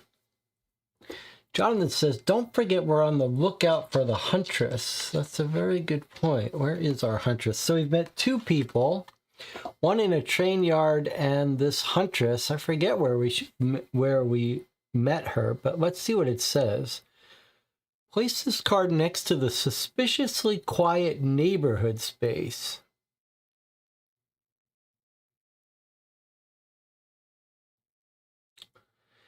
Card is active until the dream ends. If you're in the suspiciously quiet neighborhood space, you can either gain a special card or discard this. And I think Jonathan is right. I think she's going to be in the city because look. Okay. We had to work hard to get this huntress. I am very curious to see. Well, maybe on the other side it says Metropolis resident. You may use this note card only in the city that never sleeps or return to the eternal city dream if there is a suspiciously quiet neighborhood space. And this guy was in the trains, right? No, they're all in Metropolis. This guy's in Metropolis too. In the spaceport. So, wow, Metropolis sounds interesting. All right, I'm going to put these people close to the board so we don't forget to look for those spaces. All right, here we go. Here we go. We're in Metropolis. We've paid our 3 keys. Each dreamer may cure 2 or unseal their top 2. Okay, well, we only have 1 to cure. It's unfortunate. We're gonna cure this, but we're gonna get a new one soon when we have to shuffle. That's all right. Okay, take all 105 cards. Let's bring this out from my 3D printed containers. Credit to the person who designed these. 105 tiles, okay. And the 105 secret cards. Okay, got 10 of those. Don't forget, we're also looking for these things.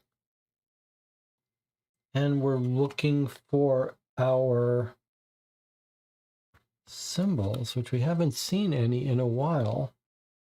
See if we can't get some of those. Do any of those look like they would be in a big city? This one kind of does.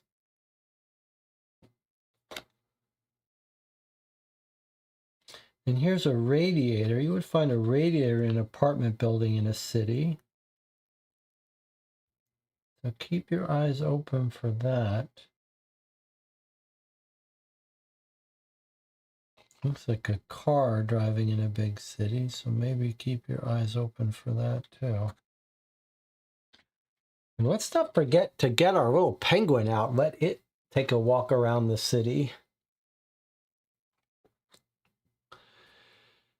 Okay, reveal all 4 setup tiles from each pair of 2 that should be placed on the same slot. Choose one at random and place it. The remaining one isn't used. So we've got 2 A2s, 2 B1s, 2 C2s, and 2 C3s. So I guess we're meant to take one of each of these. So here is our A2 card. We'll put these out and we'll look at them in a second.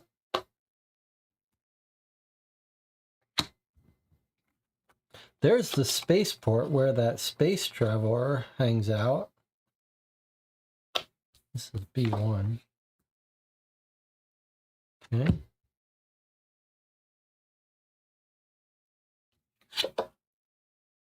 C2. I don't see that lady's space. Where is she? She is in the suspiciously quiet neighborhood. So that has not come out. Let's see if it comes out here. Otherwise, we missed her. Oh, there she is. Look at that. Okay, this looks like pretty interesting. Check the C2 tile. Okay, thank you. It's right there, it looks like. And then I guess A2 goes here. Okay, sorry. There's the proper layout. It's a little weird. Like this is the A2 card, but the A2 space goes on A2. And the C2 space is halfway up. B1, B2, B3, A2, B2. Okay, there we go. We got it. Okay, the rest of these we don't use in this dream, so I will put these back.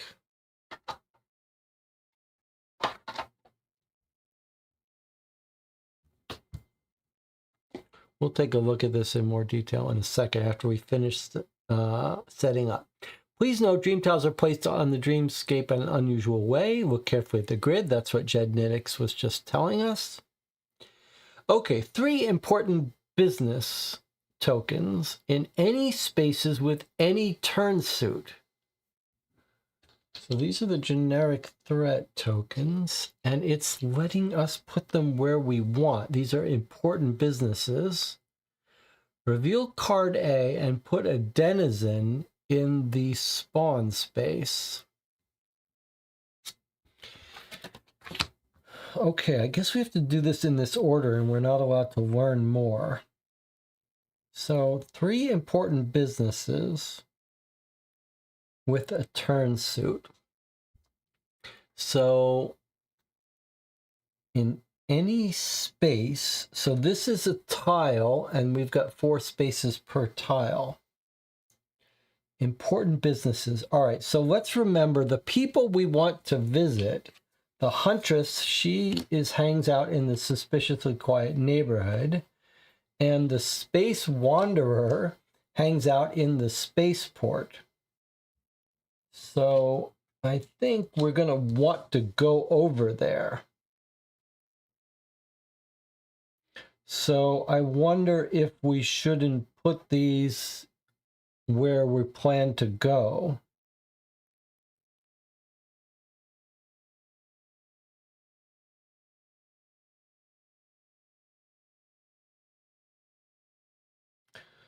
So in any space with a turn suit. So I'm thinking places where we want to go. Like there's a trap card, but you have to walk in there to get to that. But maybe we won't want to stay in there. There's water, but we're going to have to go through this to get into here. So it might be an important building in the skyscraper. And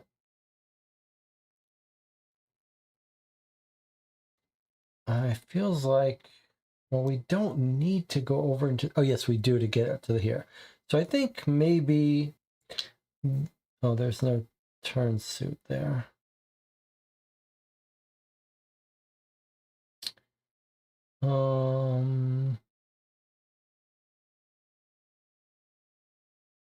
Wow, change the current season, yikes.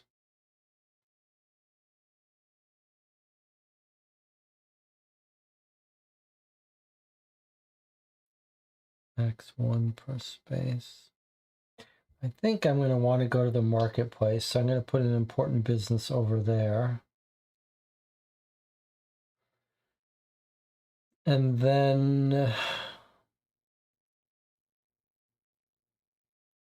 it feels like we're probably going to want to go to the cathedral, the Nickelodeon, the asylum, allotments.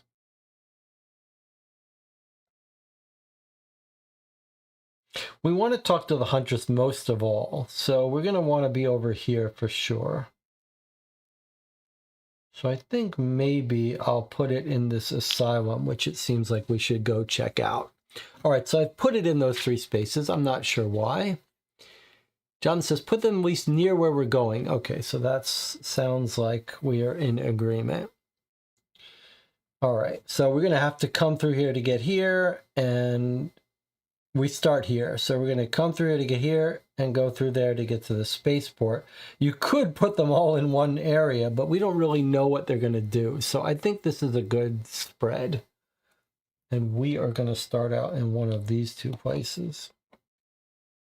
All right, now we put the three out. They're all where suits are. One is at a heart, one's at a diamond, one's at a clover. Reveal card A, put the denizen in the spawn space. Okay, let's see what a denizen is. Don't we have a card that talks about denizens? That's too familiar. I feel like we had a card about denizens.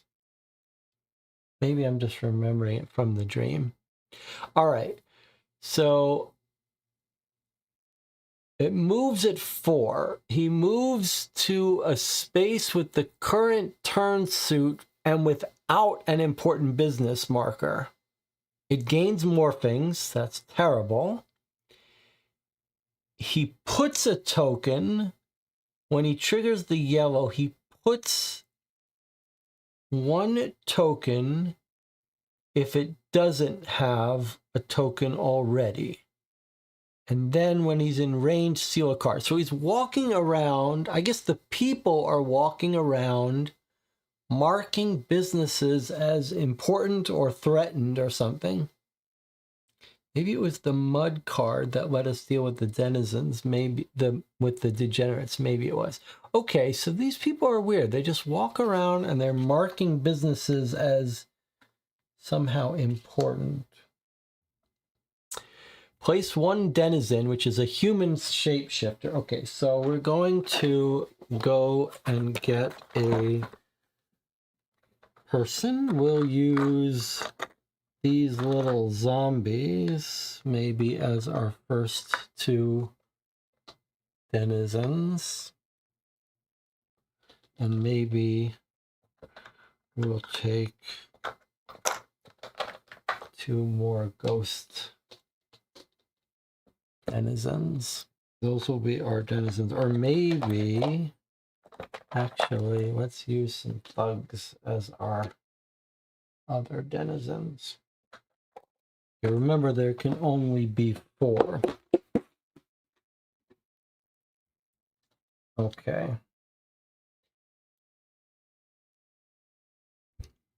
Place one denizen in the spawn spot. Okay, so our spawn spot is right here. I'm going to put them right in that spot.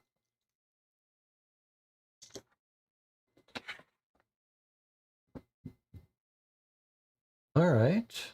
And now we got a turn of 12, and we're going to read our introduction and then look at the back rules of this card.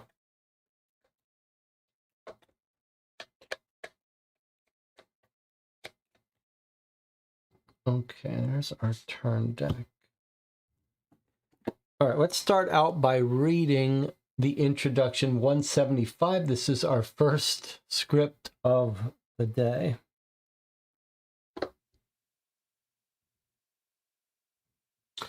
We glide over the roofs, bathed in the light of the rising sun, its glow squeezing through the narrow gap between the clouds and heavy smog layer.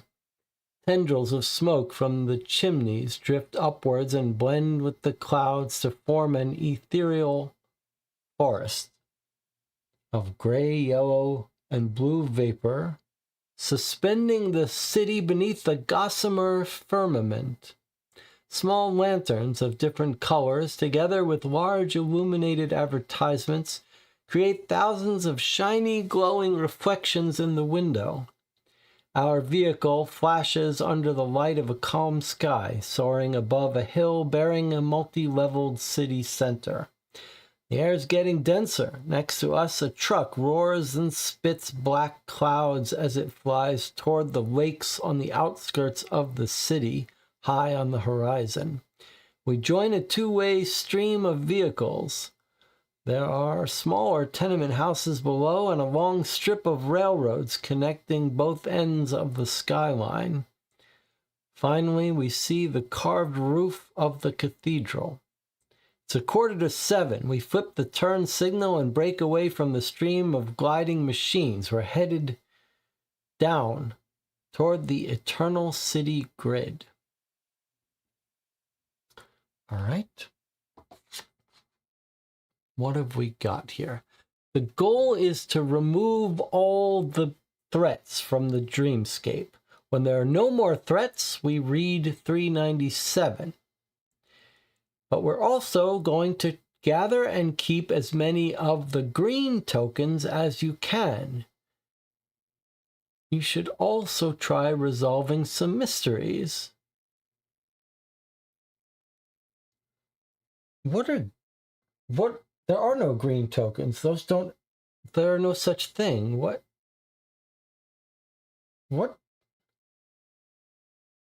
What's happening?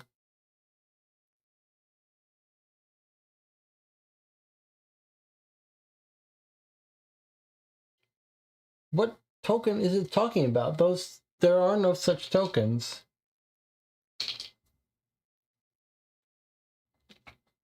What is that green token supposed to be?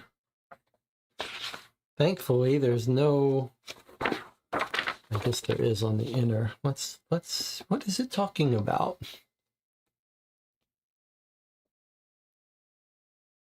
It's not awareness intent.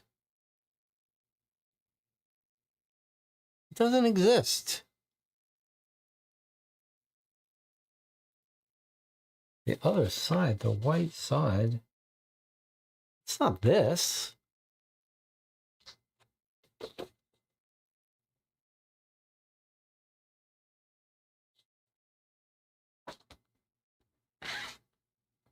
All right, let's keep reading. Maybe it'll make sense. Gather as many of these imaginary tokens that don't exist as you can. You should also try resolving some mysteries. Special rules. Okay, we can spend 3 green intent, 3 wrath intent red, or 3 yellow intent to settle a purple threat at range 0. We have to be right on it. Take this purple to the storage. Now it's treated as settled business. Okay, so we're just turning threat into these imaginary green symbols that don't exist. But okay, we put them and they're settled business. Now we can spend those by discarding them from the storage to perform some special actions in the city paid for in those. Okay, so whatever the threat we collect, we can spend. Now, mysteries. If there is a denizen in your space, you can spend 3 of this stuff to resolve the script of a mystery in your space. It's difficult. Fortunately, you will be able to visit the Endless City whenever you want. It's difficult. So it's hard to get this person, this denizen, to where you want it to be.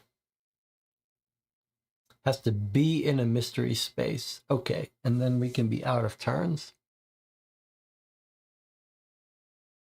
3 plus the number of player. Okay, thank you very much. That's a good point. So all of the costs are 4 for us. 3 plus the number of players. So they're all 4s for us. Not multiply, but 4. Okay, so we're going to have to go collect all the purple threats. The denizens create more purple threats. If we can get rid of all of them, then we end the scenario, which is what we want, but we also want to do some mysteries. We also want to talk to our people. Okay, fair enough. We've got a full clock of 5 extra turns we could use if we need to. Now, let's take a look at what this map looks like. So on this tile, we've got, I guess we're going to have to take a look at these. Here's our upper right tile. This is where the Huntress lives. Keep your eye open for any symbol tile matches. We've got a quiet neighborhood that we can investigate that mystery. We can go here to spend 2 of these things for a cure, but we probably don't want to do that. We probably want to spend them for other stuff. That's the allotments. What does that mean, an allotment? I don't think we really have allotments in the US, but in some countries you get like an allotment, a little area of land, like a garden that you could tend. There's an asylum in the lower right, and then a place we can dig or a dig. Now there's a trap card there, but nothing has told us what a trap does. Normally we would have an entity card that tells us. I see, it's on a different card. Okay, so if we walk onto the space, we trigger this trap. Now you might wonder, what does that trap do? Well, that is explained in this flying blue text down here. So all traps anywhere on the map, if you're not in a vehicle, you have to spend a green or you suffer a distress. That hurts. That hurts. But 1 green, that doesn't seem like too hard. Okay, notice there's no trap on this space. It's just saying this is how traps work. Okay, if you're at the arcade, you could spend this green to gain ether. Look at this. You could just sit here. If we had a whole bunch of blue gems, you got a 1 in 6 chance of gaining an ether and a 1 in 6 chance of getting a distress. It's probably not worth the risk, but it's pretty cool. Okay, we could go in the skyscraper to investigate that mystery. Remember, you can't just go investigate the mystery on your own. There has to be a creature there, a denizen. But you could go here and move the denizen where you want it and then walk over to it. Okay. A maze of streets and gates. So that's the place you go if you want to have some control over the denizen. It feels like maybe this mission is about taking advantage of opportunities. Like the denizens have their places they want to go, and that's based on the current turn. So if one starts heading to this diamond, we go up there, meet up with it, and investigate there. What does it cost us? We have to spend 3, so we're still going to have to collect these before we can do any of that. All right, let's look at the 3rd tile here. What have we got? So we can go here and spend 2 green and block the traps permanently. Market Square. We could go to the Nickelodeon. That's where you can watch a movie at a Nickelodeon. And you can bring a denizen to this space for 2 green. So if you really want to do this and you had excess green, you could spend 2 to bring a denizen and then 3 to investigate the mystery. And we were talking with Genetics Ghost Drive on the Discord about how like lots of lore of this in this game seems to be explained through media, music, movies, TV, newspaper. So maybe we watch a movie, we learn a little bit about the dream world. Then there's the cathedral, which is mentioned in the intro. Change the current season to ordinary days. Okay, so this would only be useful if we were in a different season than ordinary days. This would allow us to reset it. That's kind of a fun idea, but thankfully we don't have to worry about that because we're in ordinary days. And then there's the marketplace. Lots of people online. Discard the current turn card. Well, that seems like it's hard to see why that would be useful. I mean, discard the current turn card. That doesn't mean they don't go, right? It just means we get a new one, so we're shortening our hours. That's weird. Okay, and then our last tile here is a boarding school, a bizarre factory, a spaceport that we can visit our space wanderer and teleport anywhere, and then another trap, tall bridge. All right, now let me just read what our the Space Wanderer who's on the spaceport, what can we do with him? We can't have a story with him. We use his ability, which gets us 2 green, or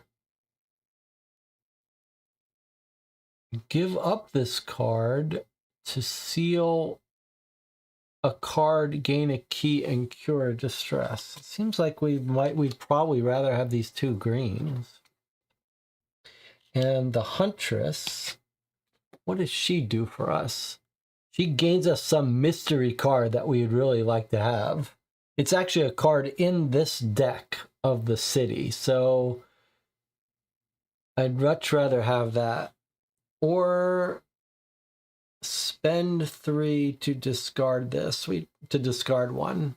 I think I'd rather have that card and discover what it is. So that's sort of what I would like to put our high priority. All right, let's see what we got. Sign token on the A2 tile, you think, huh? Okay, let's see. What sign token do you think you spot here? So is this what we were saying about the things that look like the city? It's not this one. That does look like a city, but that doesn't match those city tiles. Does it match a different city tile? It's got some very specific windows. I don't see them. Is there another tile? Yeah, it is the same color and theme, but it doesn't seem to match any of these. It's got some very specific windows, and I think that's it. Okay, close though, very close, worth a try.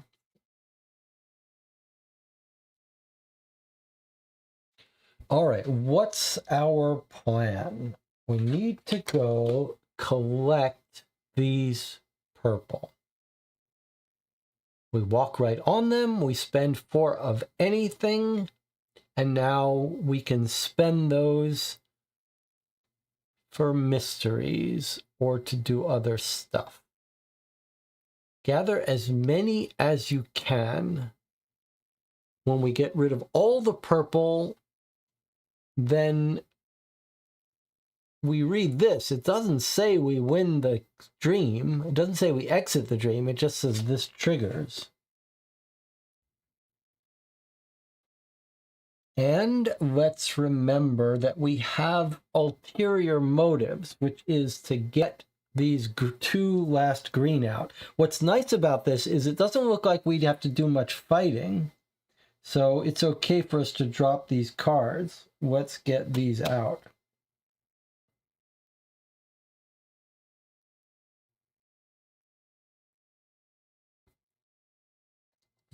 Any other plans? I mean, it seems like we should just be collecting purple. And maybe we'll spend our extended time in this mission, including 5 extra hours, since we're not really at much threat.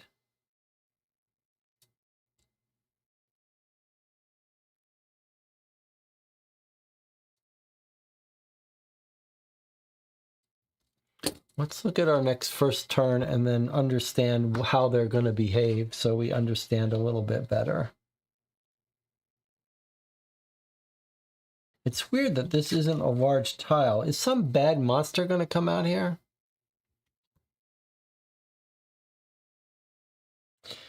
Okay, let's understand how this works. They're going to morph when blue happens.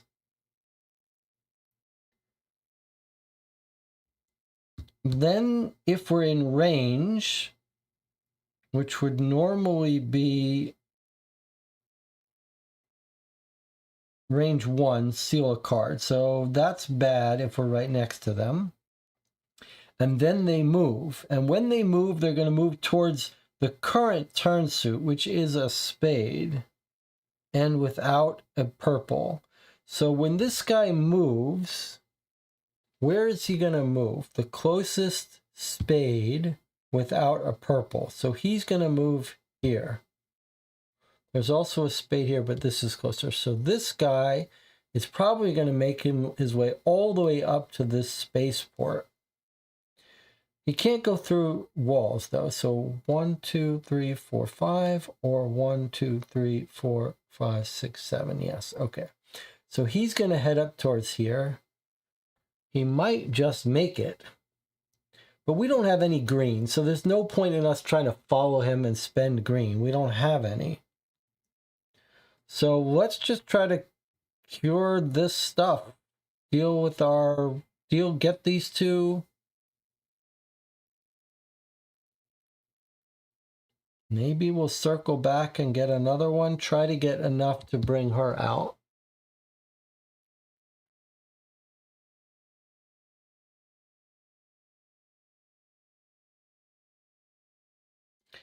God knows what that morphing's going to do to us. Some of these morphings block the use of gems. That would be just disastrous, but maybe we'll just go for this while we go for these. Okay, that's our current turn. Let's take our turn. I guess we're ready to go, yeah? Remember, the spaceport will give you 2 green from the Space Warden. You're right, it would give us 2 green. Maybe we should do that first.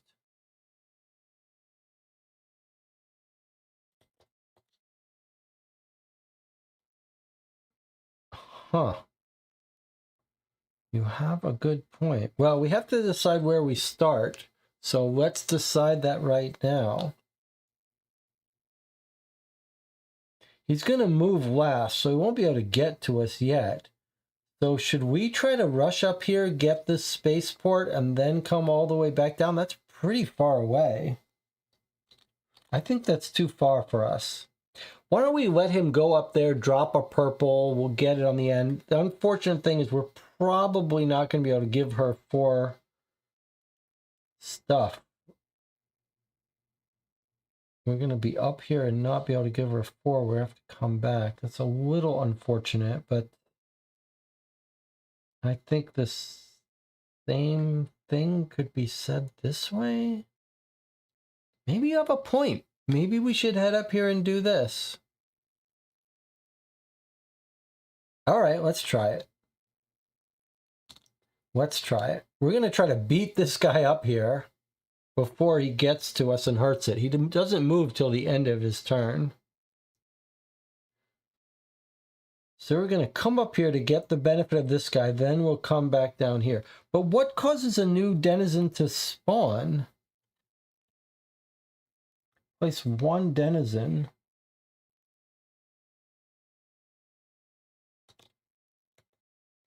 Is that it? He's never going to spawn another one? It's kind of weird.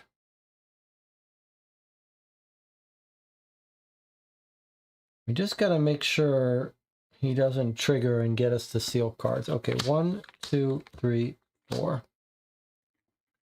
We're going to try to get up there and get that Space Wanderer.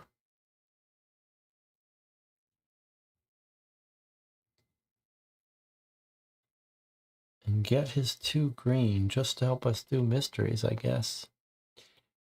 Is it a word, a group, or singular only? I mean, a denizen is a singular thing. It says place 1 denizen in the space. Just 1 denizen. Nothing brings out more. I suppose when we solve these mysteries, it might bring out more. Otherwise, not.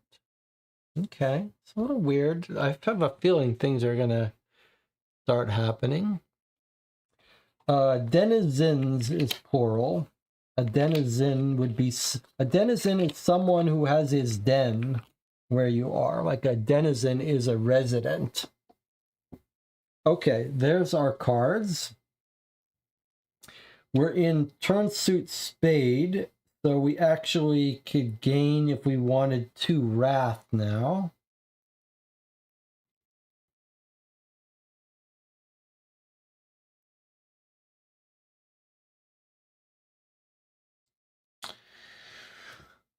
Well, this is a little tricky. I put us here, but I don't see how we're going to get past this guy with these cards.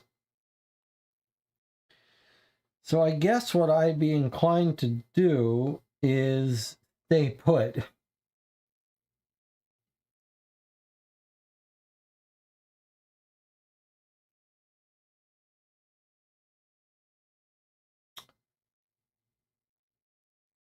And change our plans a little. And what I think we do is we spend 4 green and get out our assistant.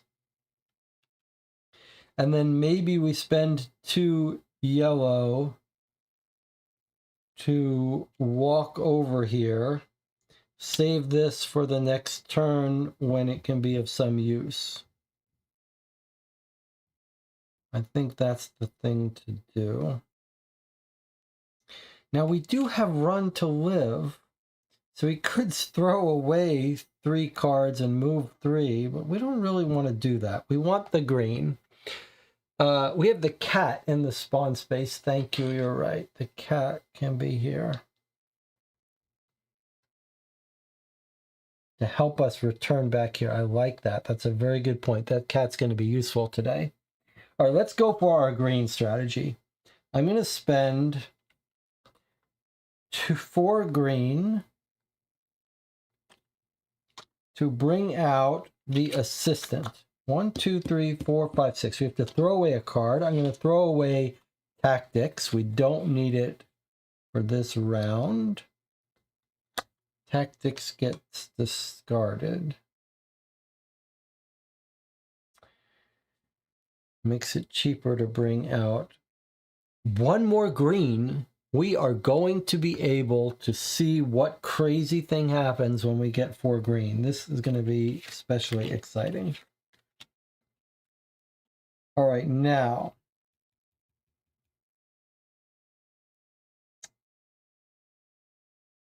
I think maybe we stop here. The only reason we might consider moving here and changing our mind with this card, which is very sad that I decided to move here, but the only reason to do that is this guy's not going to hurt us now, except if his morph gives him +1 range, in which case he would make us seal a card. I don't think that's worth stressing over. So I'm going to stop and stay right here. Okay, denizens go now.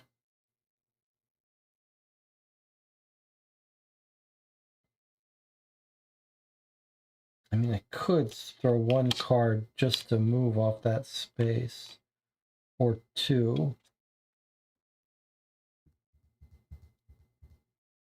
The only question is, might we go this way still? Might we still go that way?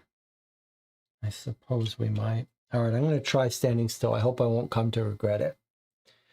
Okay, so blue comes and he morphs. This is the part that could get us in trouble. I need a little bag for these. All right, let's see what morph we're going to get.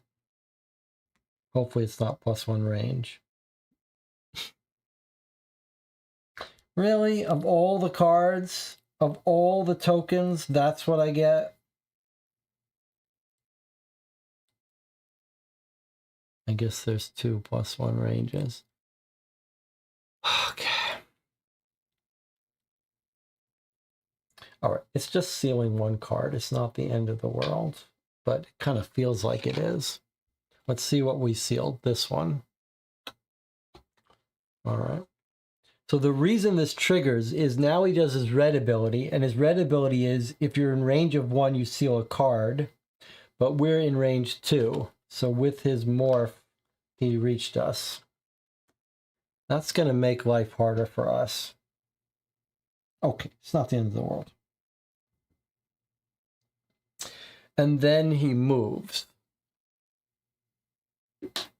Okay, so he moves his normal amount, which is 4, and he moves towards the empty spade spot. 1, 2, 3, 4, and he stays there.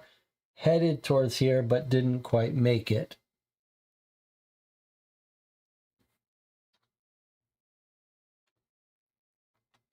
Okay, and now we've got the next turn. Okay, he's going to move towards a heart, and then he's going to place a purple in a space, in a heart space.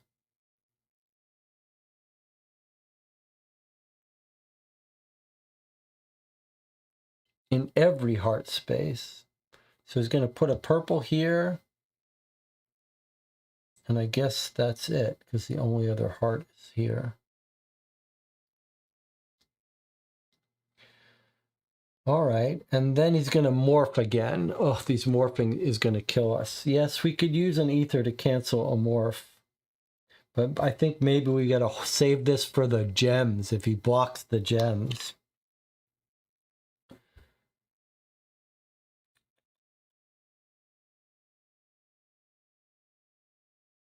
Okay. I mean, if we get a lot of morphs here, this could make this very unpleasant. Well, let's see what our new hand is.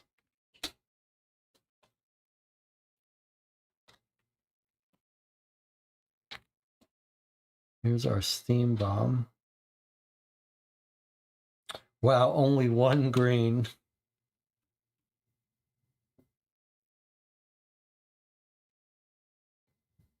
And no gems.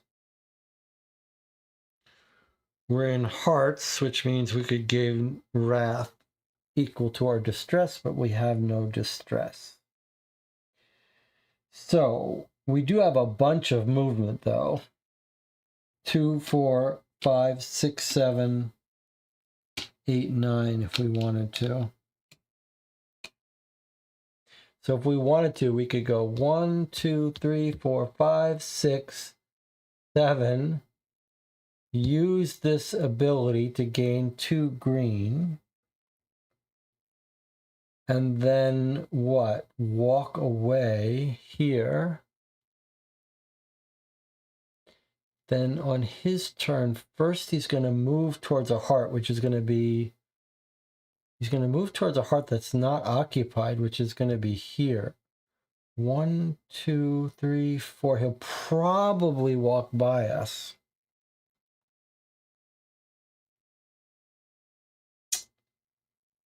He'll probably walk by us, but I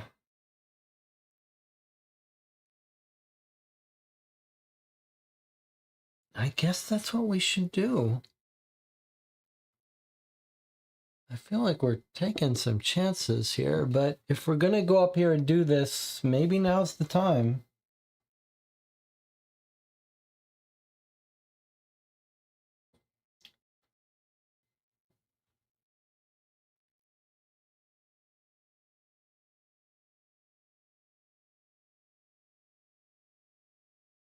This would be a good time to move, to get one of our cards that lets us jump everywhere. But these aren't bad cards to move with. 2, 4, 6, 7. 1, 2, 3, 4, 5, 6, 7, and meet our Space Wanderer. Let's do it. Let's do it. 1, 2, 3, 4, 5, 6, 7. We're right next to this guy. It's a little scary for us. Because of it, we can get 2 green. It's a little bit odd, though, because can we just sit here and get 2 green from him forever? Like, this doesn't say it goes away, does it? 2 green, or... No, this was wrong. This doesn't get us 2 green. This is for spending 2 green. We don't care about this. That was all wrong. Okay, we misread that card. We don't get 2 green. He wants us to spend 2 green. We don't have time for this nonsense with this guy. To seal, we spend 2 green. We pay this guy. And he gives us a key and cures 1. That's ridiculous. All right, I'm putting us back on this space. The cat can hang out on this space. Let's go about our business with these yellows. All right, we're going to move 1.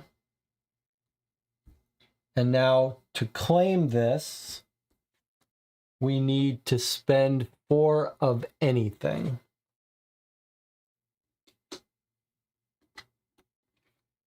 Okay, that's fine. No big deal. Okay, spend 4 of anything, and then we're going to want to move 2 again. So I think maybe we just spend these 4 yellow.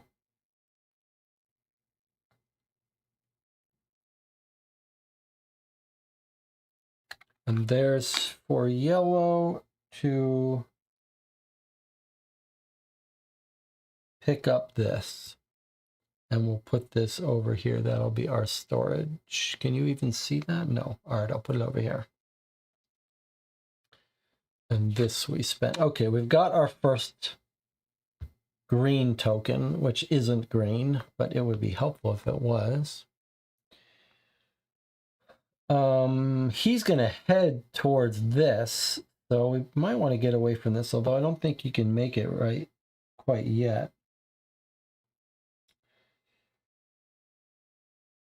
Let's go ahead and move 2. Well, do we have to spend this now? We still got our full hand. We might as well keep this because we can't draw more than 4. Oh, but I want to get away from this just in case. 1, 2, 3, 4, 5, 6, 7, 8. But he can move twice. I'm going to go ahead and move. I'm going to spend this getaway.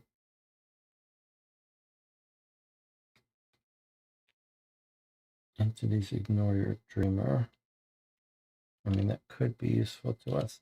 I'll spend the steam bomb because we're not fighting with people.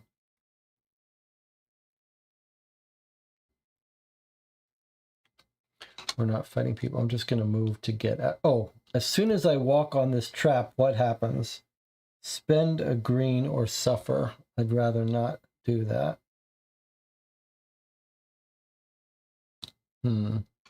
I don't have a green to spend. 1, 2, 3, 4, 5, 6, 7.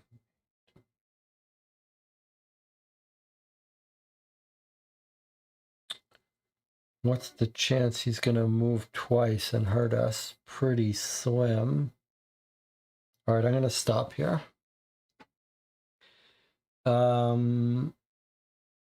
Okay, now the bad guys go. We roll his dice. If he gets a move twice, we're going to get bitten again. Okay, he's just got a normal move, so he goes 4. And where is he going towards? The nearest heart, which has nothing on it, which is this one. So he goes 1, 2, 3, 4. Then the yellow effect triggers, which says put a purple in spaces without a purple that have the current turn suit.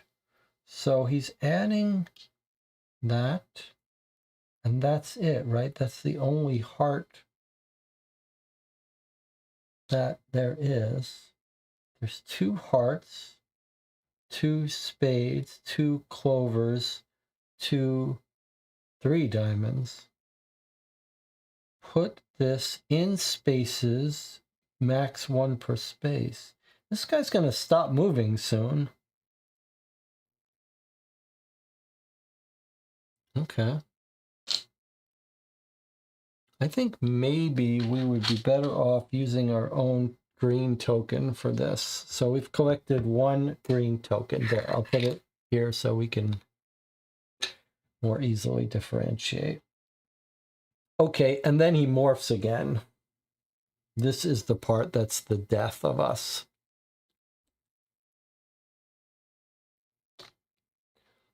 Okay, anytime he would wound us, he would do 1 more wound on us. So this is good for us because he never wounds us, at least in his current form. Okay, next turn. 1, 2. Then we have to shuffle.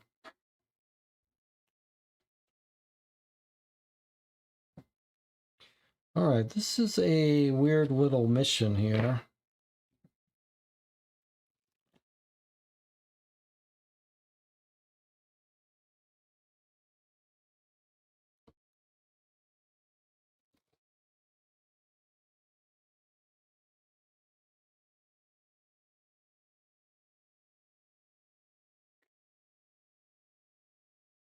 I don't know. What do you think about this mission? It's a little weird.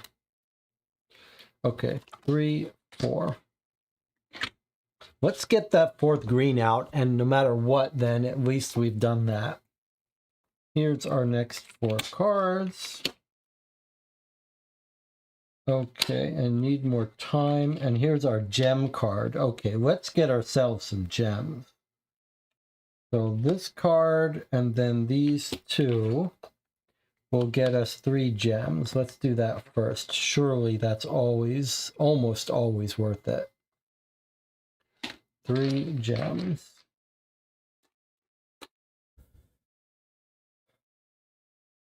We can use gems to re-roll. We can use gems to generate too. I feel like we need to house rule a way to block more things. Jonathan says, I see what the game means by it taking a lot of effort to engage with the mysteries. Yes, I think maybe like 1 mystery per visit, and we're going to expect to come back here. And this guy, the morphs just get worse and worse and worse. So like this is as much a clock as anything. Okay, and now we're on the next turn, which is another heart. The thing is that if we pick up this heart, he's going to come towards this. But if we don't pick it up, he's just going to stay still. So we may want to leave this one alone. Unfortunately, we have no more greens, and we're still on hearts. So this is kind of annoying for us.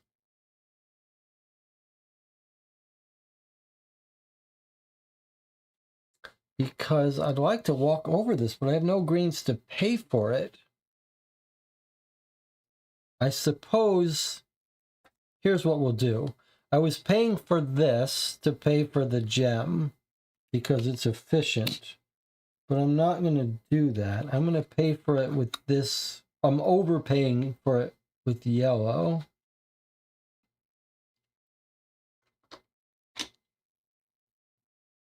Wow, that's overpaying twice with yellow. I still think that's probably the right thing to do. And then let's use this to move 2. I'm going to leave this one alone because I don't want this guy coming after us. We'll pick it up on the way out. We walk through the trap, so we have to spend a green, which I'm going to spend this card to pay for that so we don't take a wound. Now we are on this space where we can be ready to pick this up. In fact, we can pick this up right now for 4. Let's just go ahead and do that.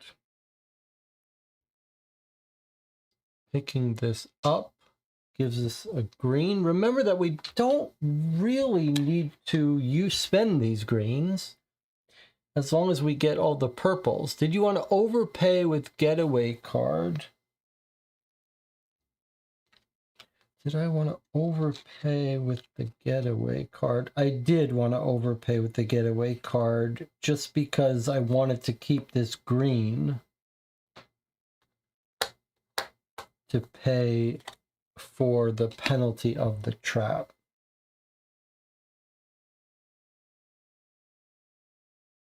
And then here's the 4 yellow to pick up the one we just picked up. We now have 2 green, and we've picked up half of the threats we need. This seems like the way to beat this game is to, like, don't pick up hearts when it wants to put on heart. Pick up the other ones.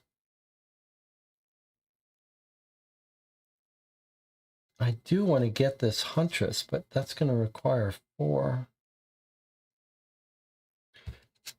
Why are we getting, like, all morphings? Like, look at this. This is ridiculous. It's again hearts. We don't want that. I really want to bring out the progress. Ah, there we go. Now that we have gems and a builder built, we could... No, that's not the one. It's assistant.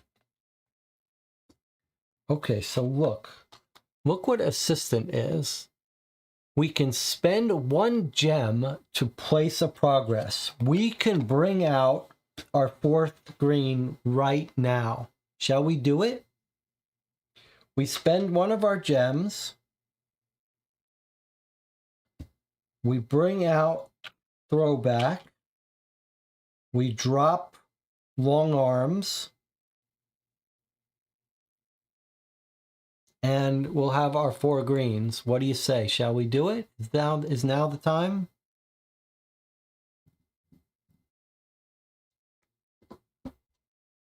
Is now the time we trigger the 4 greens? I think we should. I think we should.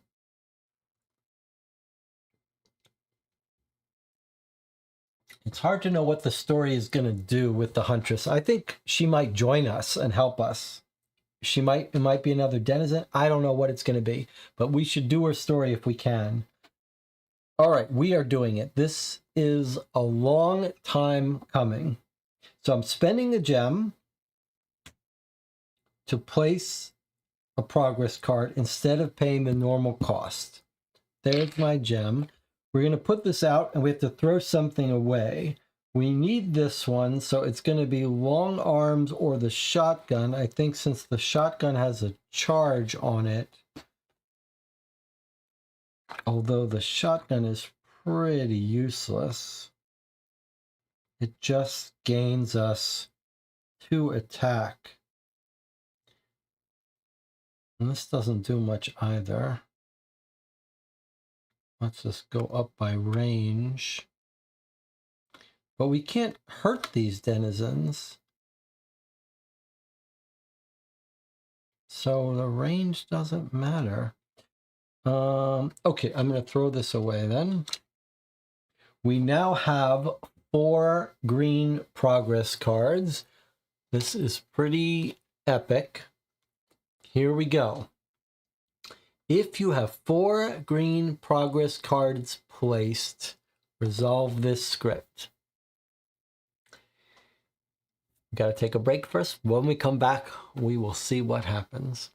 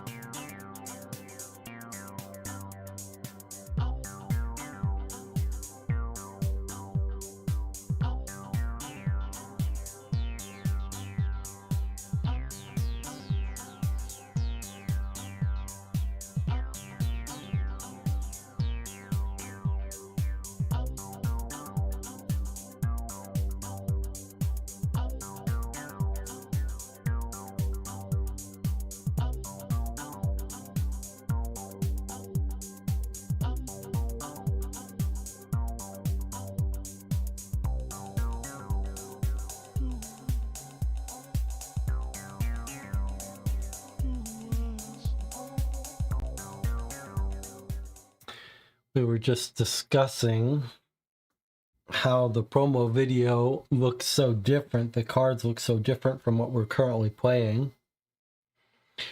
There are a bunch of things in this game that are just shocking in a good way. There are a few things that are shocking in a bad way, but there are a bunch of things that are shocking in a good way. Here's another way. Here's another place. We keep getting cards that say, bring out this entity and use the human shapeshifter or the animal shapeshifter as the representation of the mini. There are so many creatures in this box of miniatures I have, and we never get told to bring them out. I guess we've seen the Masked Man and the Wraith. I guess we saw the Locker, but it's crazy how many of these creatures we have not, these big creatures we have not met yet. All right, well, it's time to do something exciting. We have 4 green cards built, and our personal card that we've had since the very beginning of the game says if you have 4 progress cards, resolve 294. We've been waiting to do this for, I don't know, what, 30 hours? 40 hours of play? Here we go. 294.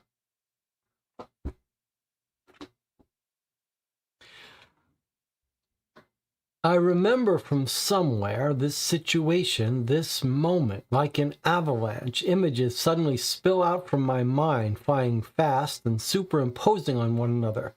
Too fast, too much at once. The overwhelming surge of recalled memories almost paralyzes me. A laboratory. I have probably known it forever. I am part of it. I know every piece of equipment and every line of code running the machines here. I glide in the air or squeeze my way effortlessly between the wires as I navigate from place to place. I control everything that happens here. I am the laboratory. I'm so old that all my photos have long since faded. I browse through them, emotionless, all just forgotten moments, completely foreign to me. They're like memories of someone else's life. A sunny village, an old shop in the city. What are these places? Why was I keeping these photos at all? I see a screen with data racing across it, gradually disappearing behind the edge until there are only 4 flickering items left on the black screen. The walls of the lab begin to shake and fade away. We'll make it. We must make it. Once the shaking stops, the laboratory is in complete ruins. Everything is destroyed.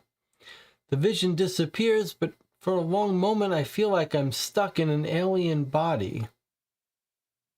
Gain 1 ether, remove your first memories card from the game.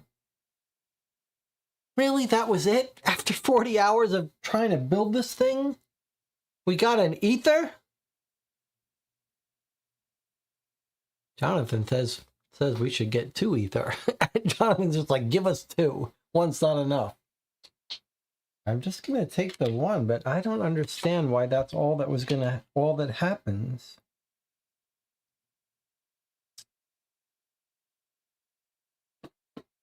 Really? That's all we get? That was a lot of work to get an ether. Okay. All right. Well, they can't all be amazing.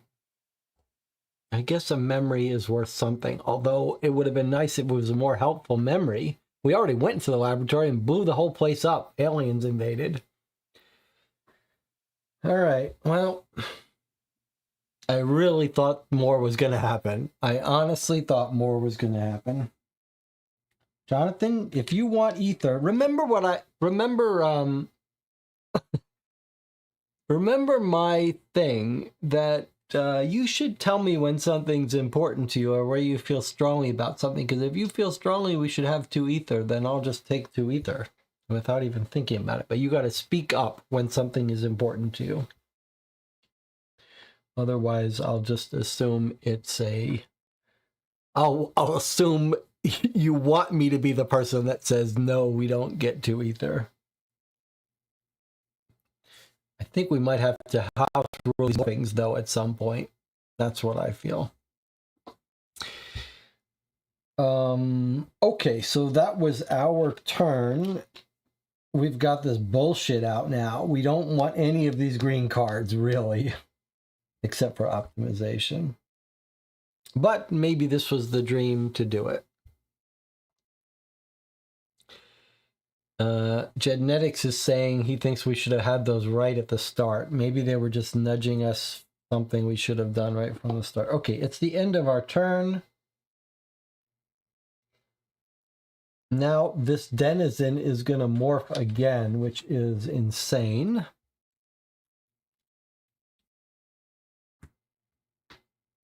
+2 seal. That's pretty terrible. Now if we're in range 2, we would normally seal 1. Now we would seal 3. That is really painful.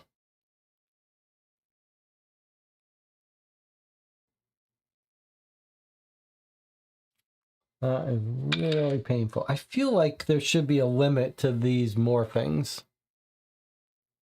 I really do. But maybe we're going to get out the penguin, and that's how we're going to solve this problem. Okay, so that was his morph. Now we get his roll. Oh, this is where we could die right here. Because he rolled a move twice. So he's going to go 1, 2, 3, 4, and then he's going to move again.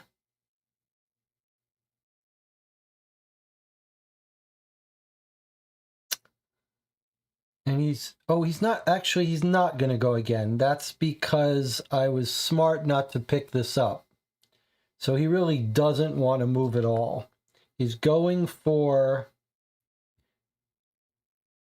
hearts without something placed, and there are no hearts, so he doesn't move. That was me being smart, not picking that up. And now he places new purple in hearts. But since I didn't pick it up, it doesn't come out. But you know what? Maybe I should have picked it up because it would have brought out another one. So actually, maybe I've harmed it. It is an interesting little dilemma here, right? Like we want to get rid of these. We don't want them to keep coming out. But on the other hand, we want them to keep coming out so we can resolve these mysteries. Interesting.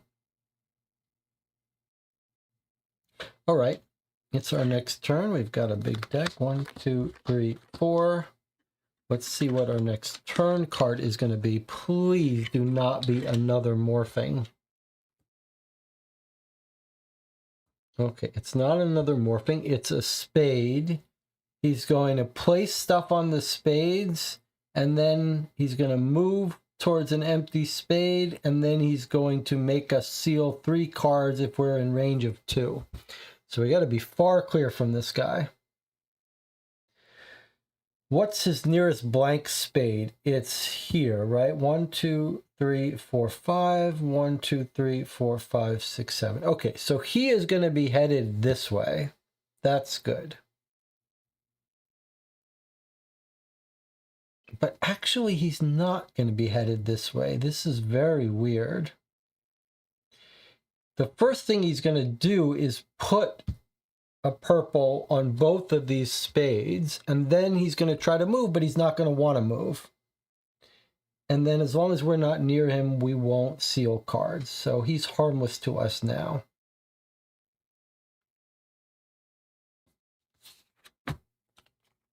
All right, let's see what we can do here.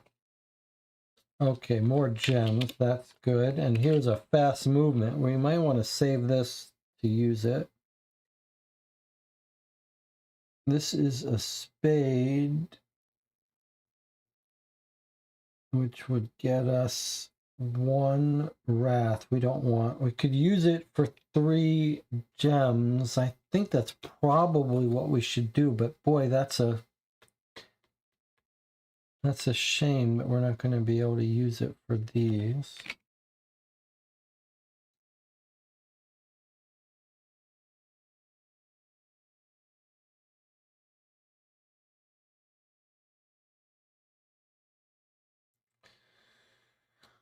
What are we going to do? I think we want to walk over here and do this. But how are we going to do that?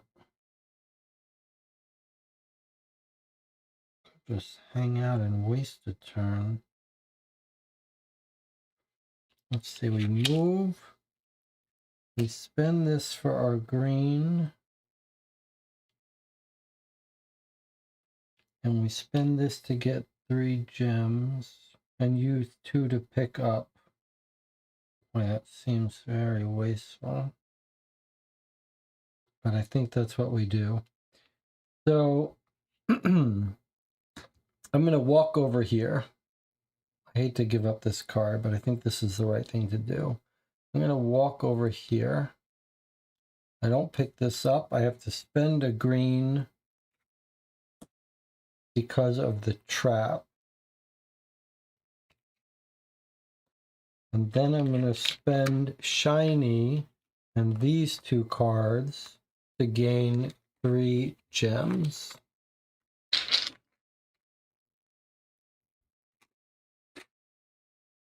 And then we're just going to sit there.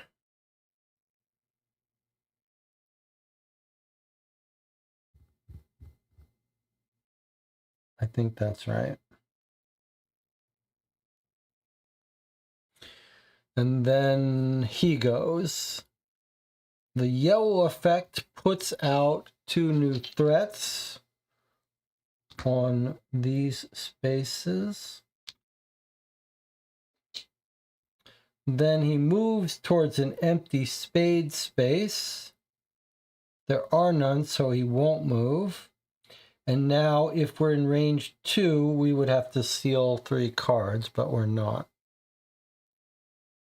These are weird little janky rules, to be honest. Okay, turns are flying fast here. It's a diamond. That's too bad we couldn't have held onto that card. That would have gotten us more gems. That's all right. 1, 2, 3, 4. Okay, so what's going to happen on our next turn? He's going to move towards an empty diamond space.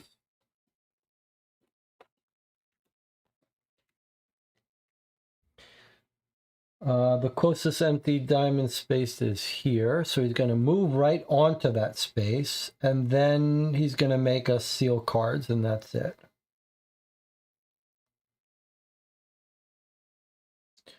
So if we wanted to do this cathedral action, we can predict where he's going to be, but actually that's too dangerous for us because he's going to make us seal cards, so we actually can't be anywhere near him. But we are going to be enough to do our Huntress action, which is what I'm more curious about. So there's our 4 cards. Let's pick these 2 up and head over to the Huntress. We've got enough gems. We've got enough of everything. So I don't think we want to seal this card anymore. Let me just spend these 4 red to pick this up.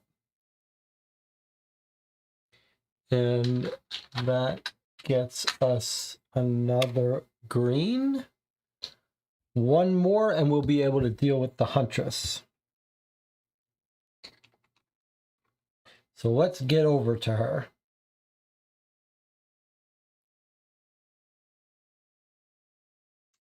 We could seal this card. That's awfully tempting.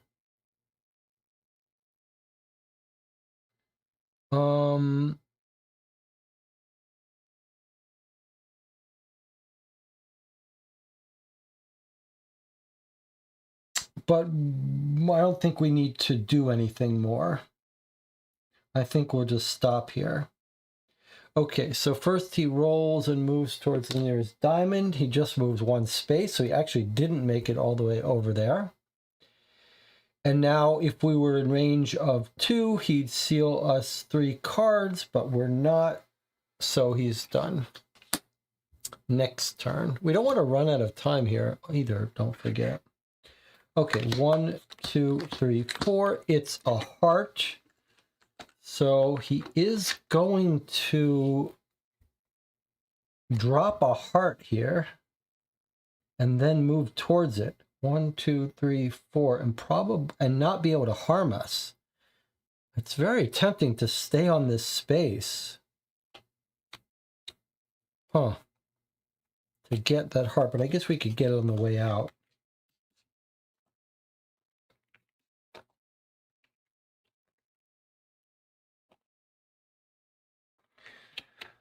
Okay, 1, 2, 3, 4, 5, 6. We can only hold 2 more cards, so we probably don't just want to wait here, but we could just wait here.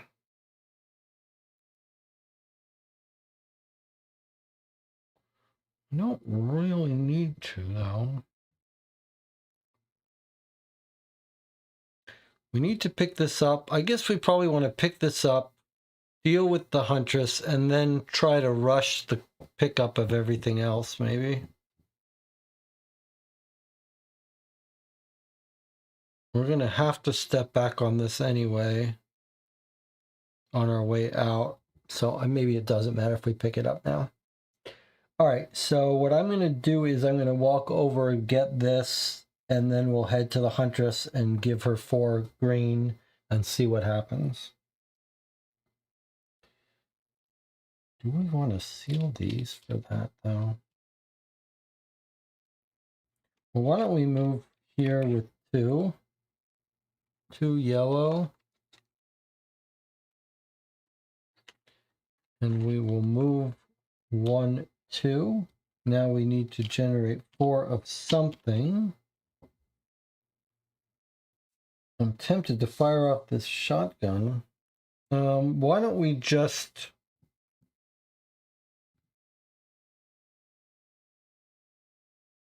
I think I'm going to seal one of these hesitations to generate.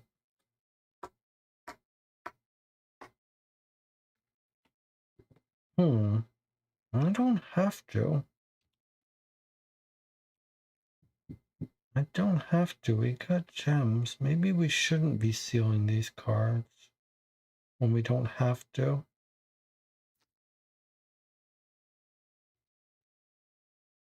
Depends if we're more interested in running out of time. I mean, sealing cards is pretty painful, but on the other hand, it's kind of useless to have no sealed cards.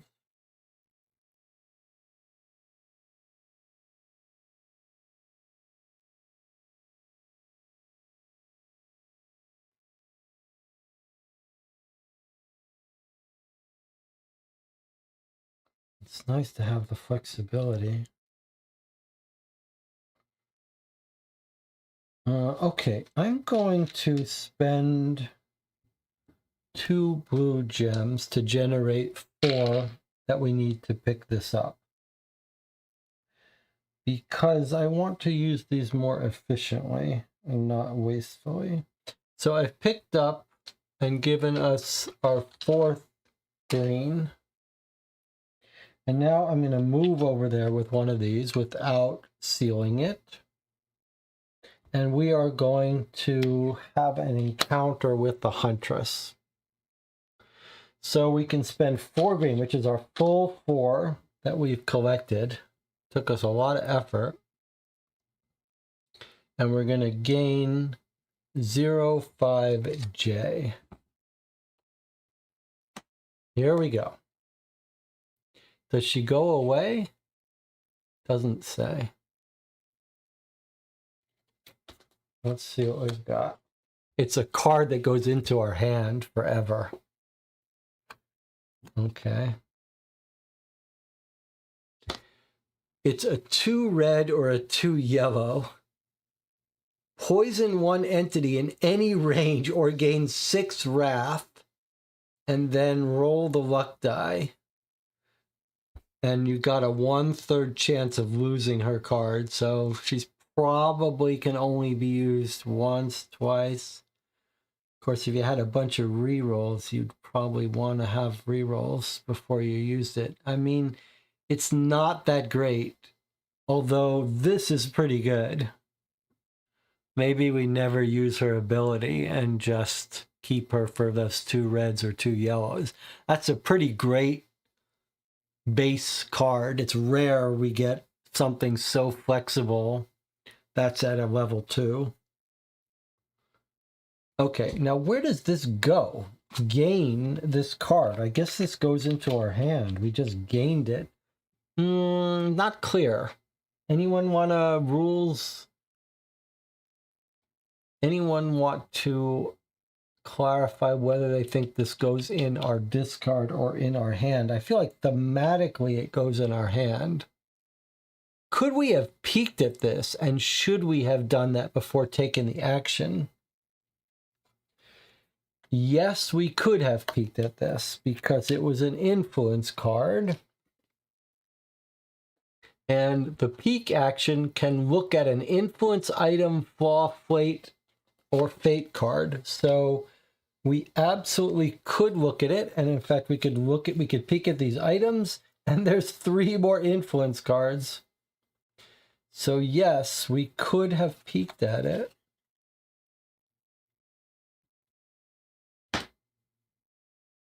We could have peeked at it. Maybe we should have. I have a feeling nothing was going to stop me from dealing with this Huntress, though. Okay, we've lost all of our green that we've built up. Remember, it says we're going to keep coming back to this city. But that's still a pretty good card, Jonathan. And I'm putting it into our hand. Maybe that'll make you feel a little bit better.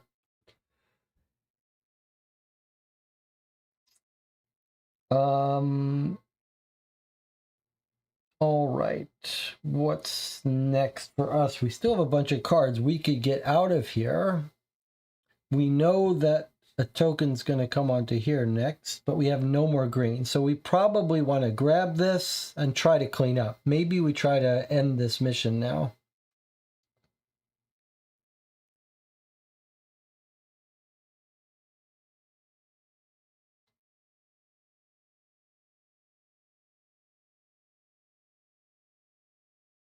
Does she stay out when we come back here? I'm not sure. We might as well stop here because what I'd like to do is on our next turn grab this and go.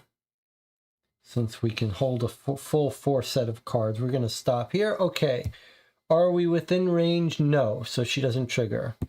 Add purple threat to all hearts that don't have one. There's one there, and that's it. And now she moves towards the nearest unoccupied heart, but it doesn't exist. All the hearts are full, so she is done.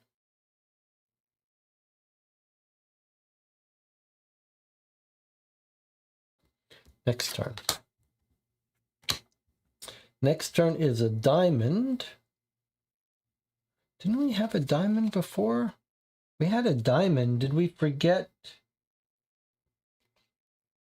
We must have forgotten to put on those diamonds. Move towards a diamond. Oh, because we didn't forget. It's just it only triggers on yellow. Okay, so the diamonds are going to get filled up, then it's going to morph, and then it's not going to move.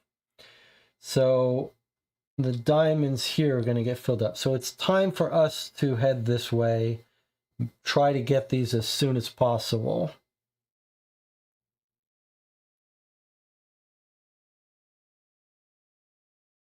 So let's get this one.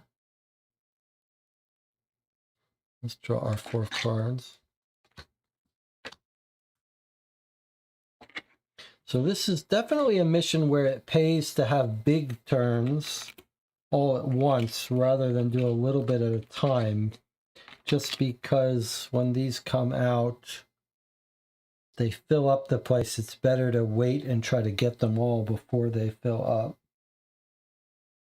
And if we have a way to stop this from triggering, that would help us a lot.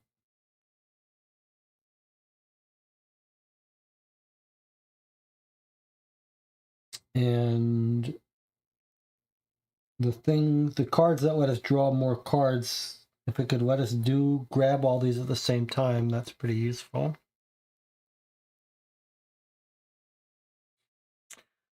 So we want to move 1, pick up 4. We need to have a green we can throw away.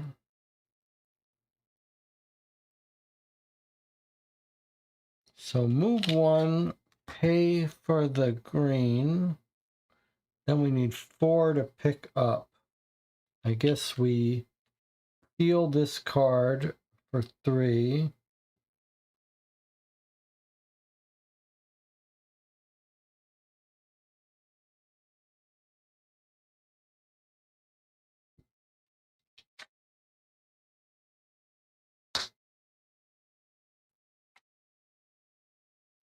Be nice not to have to seal it. Especially for this mission.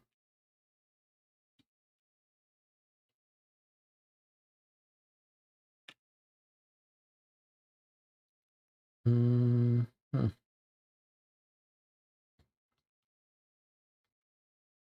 if we spend these 2 for 4 to pick up and hold on to these? Let's do that. So 1 to move, 1 to green because we're set off a trap, then 4 red to pick up this, get rid of it, turn it into a green, stand here on this space. Then this effect goes off, which puts 2 out on the 2 diamonds. You could see how this could quickly get away from you. And now it's going to morph again. Okay. It hasn't moved from that space in a while. Okay, the morph is an extra damage distress. That's good. Couldn't ask for anything better than that. And then it moves towards a diamond that's empty, but there are no diamonds that are empty, so that's that. Our next turn card is going to... Okay, so here's where things get nasty. It's going to put a token here. Like, how are we going to get all these cleaned up? It's just spiraling out of our control. Like, we're going to leave here, but there's something here. But I guess one of these we can teleport. Here we can teleport, but I just don't know how we're going to... I don't know how we're going to get this cleaned up. I guess maybe we won't. Maybe we'll just run out of time.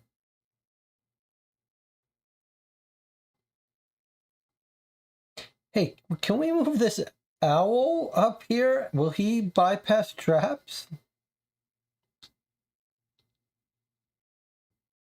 Does the cat owl bypass traps? Surely not.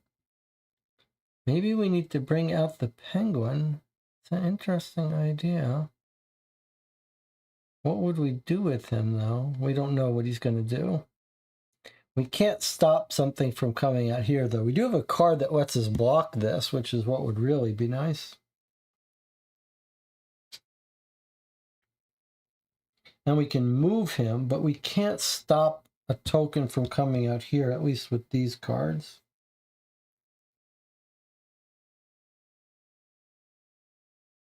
All right, let's get our hand. More. I think we need more control over these cards.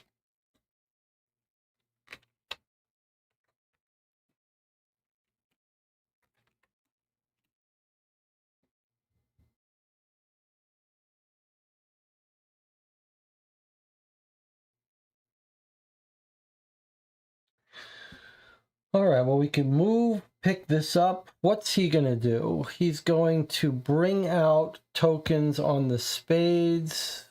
here, just one here, and then he's not going to move. We just can't be near him.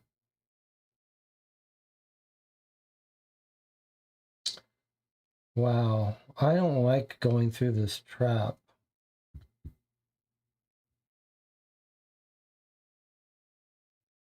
Surely there's no way we could get all of these now, is there? No.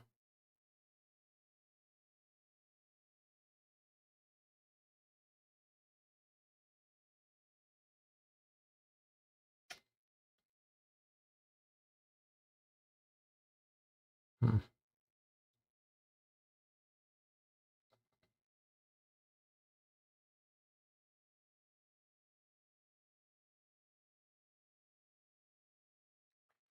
So one, do this, and then what do we do? 1, 2, 3, 4, 5, 6, 7, 8, 9. I'd like to come up and get over there. I think maybe that's what we'll have to do here. Maybe we're going to have to start generating as much as possible.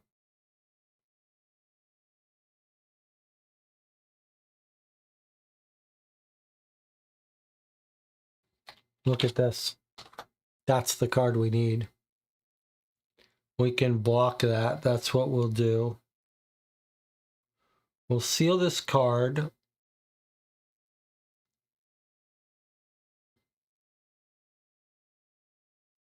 Yeah, we can run to the other end of the board. It's true, but it would take us all our cards to do so. It's pretty deadly. I think the thing for us to do is to seal this card and block the ability for it to bring out new tokens. This is my proposed plan. We seal this card, we block the current bringing out of new tokens on spade spots.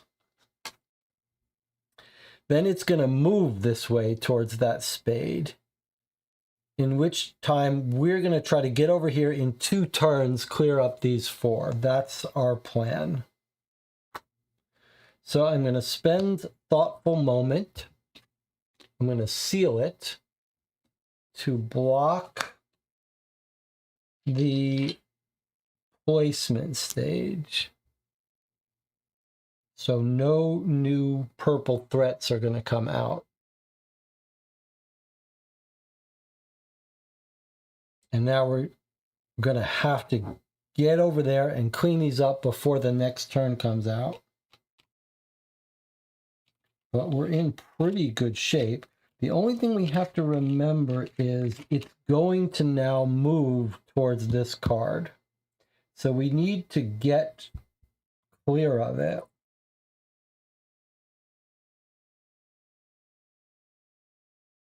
So we're going to move. We need to now be efficient.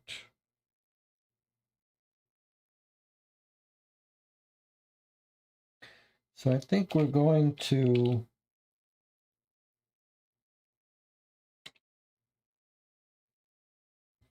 I guess I'm going to move one. I'd be happy to seal this up. No, I can need these to move. Okay, that's what we'll do. We're going to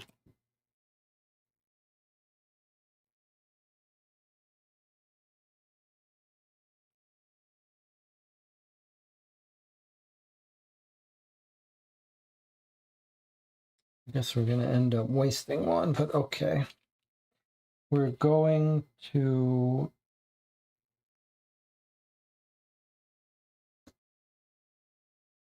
move one. We're going to move one with this. No. Okay. We're going to move one with a gem.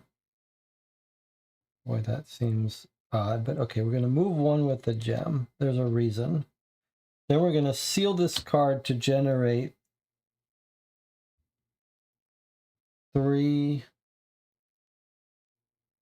Oh, I might need this.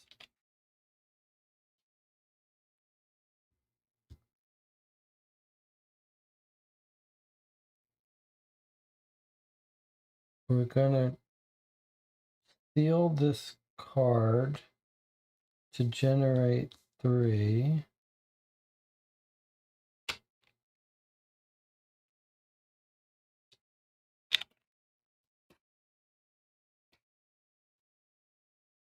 And that's 4.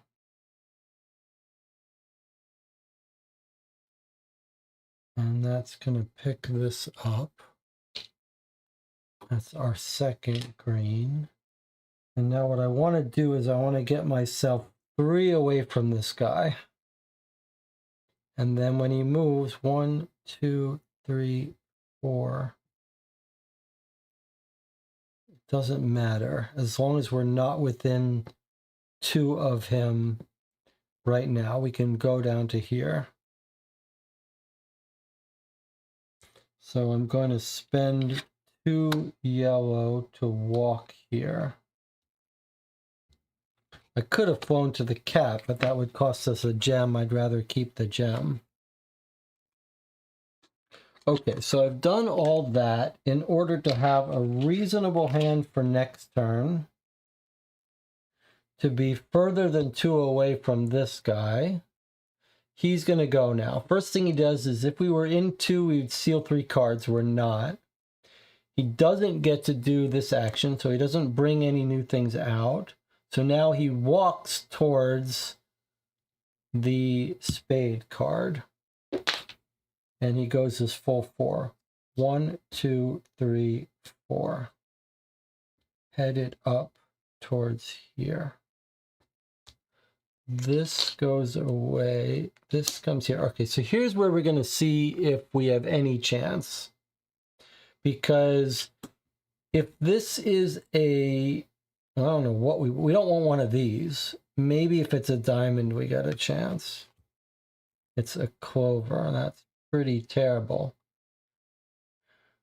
2 of them doesn't matter. At least he's not going to harm us, but he is going to bring out another one here, unless we can block it again, which we probably can't.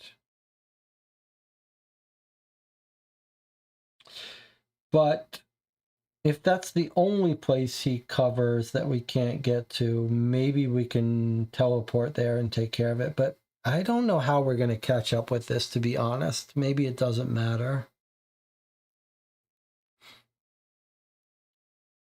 But this does feel like this is just an endless thing. Like this, you know what? This may be one of these things that with one player, it's just not possible.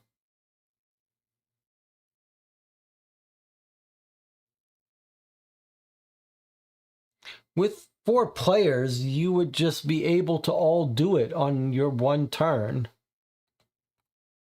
I think this may not be a solo mission. We might have to start house ruling this mission. This doesn't feel like it's very friendly for solo. All right, so he's going to put out something here. What can we do? Well, we do have a pocket ladder. We could jump there from a dark space. So we probably want to keep our pocket ladder, but how are we going to do the rest of this? And are we going to waste these?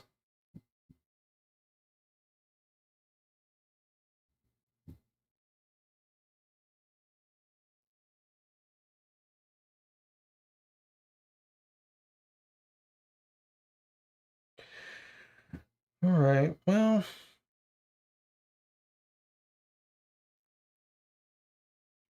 just not sure we can do this. I'm going to spend this to move 2.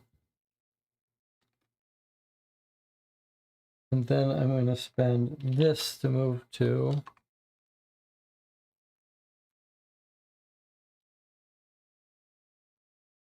And then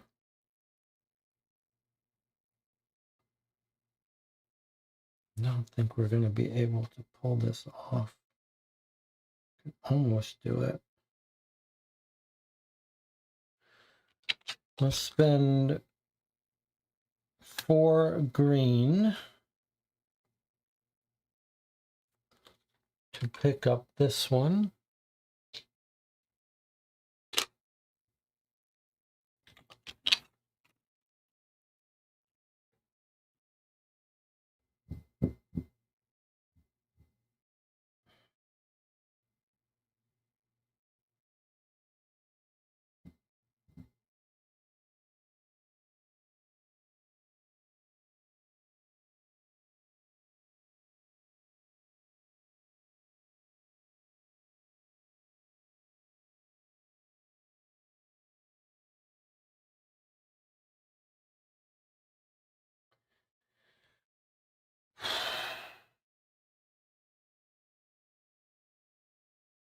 All right, well, let's just try to get as many as we can. I'm going to spend this. We'll pick this on the way out, I suppose. No, we want to jump from there on the way out. I'm going to move this with a little bit of waste. And then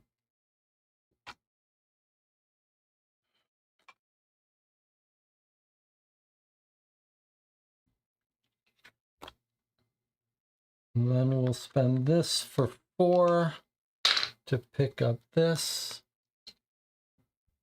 Feels a little bit.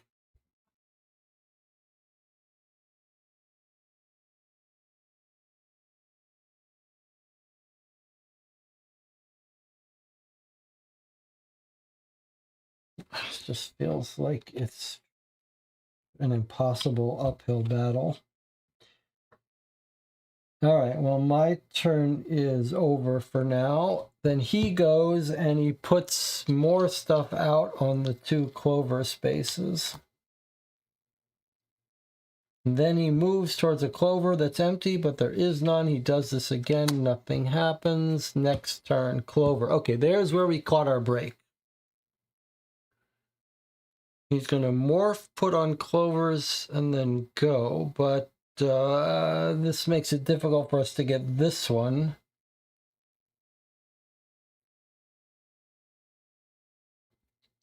We could almost do this. 1, 2, 3, 4.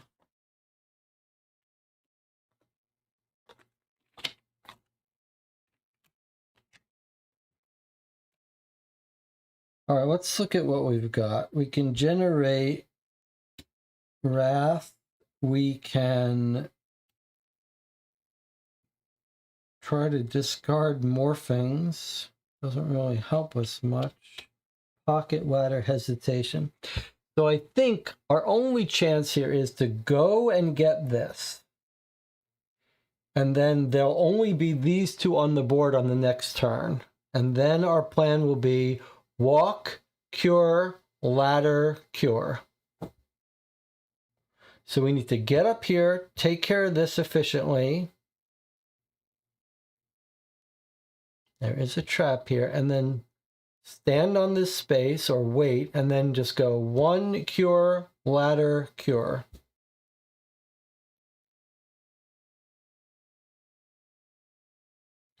So we're going to need to pay a green when we walk onto that trap and walk with 2 yellow. So there we have it. We're going to walk with 2 yellow, paying a green to avoid that trap. Now we're going to pick up that with our 2 reds.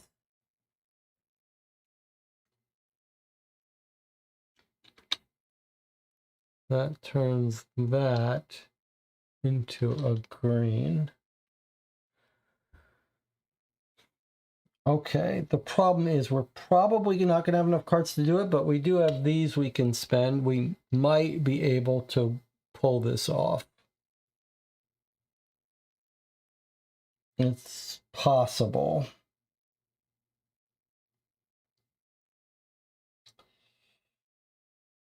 We're done. We definitely don't want to pick this up now because a new one will come onto it. So we're going to stop. Now he's going to have morphing, and if he gets and blocks our gems, we might be screwed, although we don't have any gems currently. All right, so the first thing he does is he gets a new morphing, +2 seal. That's deadly if we ever get caught by it, but as long as we don't get caught by it, we're okay. Now he brings out new tokens on the clovers, but they're both already filled. And now he moves towards an empty clover, but there are none, so he doesn't move. Here's our next turn. If it's a clover, then we've got this game in hand. If it's anything else, we're screwed. Okay, it's a diamond. I think that's the worst. There's 3 diamonds. Okay, well, it just means we have to solve it this round. which we might be able to do if we get a little bit lucky. If we get a little bit lucky. If we get unlucky, we're screwed.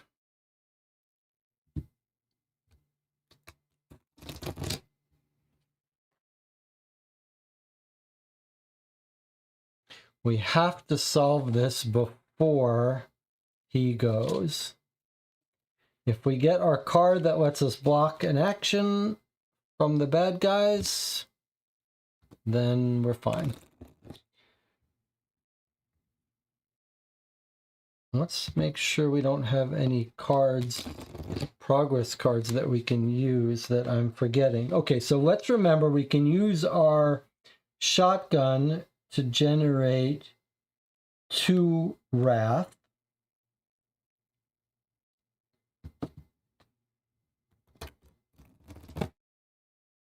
And we've got a bunch of items to use. Probably we're going to end up using that strategic plan.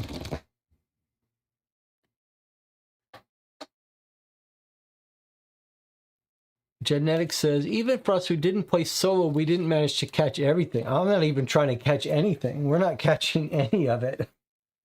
We're just trying to get out of here. We're not having solved any mysteries. This has just been a cost. 1, 2, 3, 4. Okay, the fact that we've got these is a bad sign because these are our base cards, not our upgraded cards. But we got 1 upgraded card. Let's see what we've got. That's not so good. That's not so good.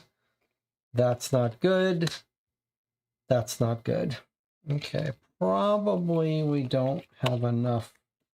Well, I suppose it could be worse. All right, well, let's do our thing. We're going to move here. And then we're going to generate 4.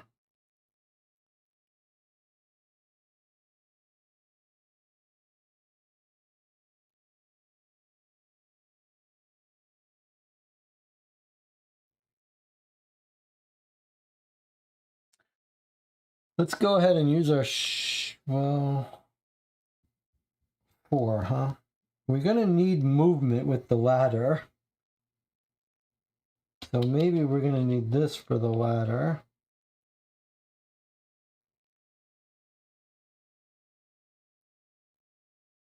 Surely we're going to need our flashlight. So why don't I just go ahead and eat up the flashlight right now. So there's 4 green, which are going to pick this up.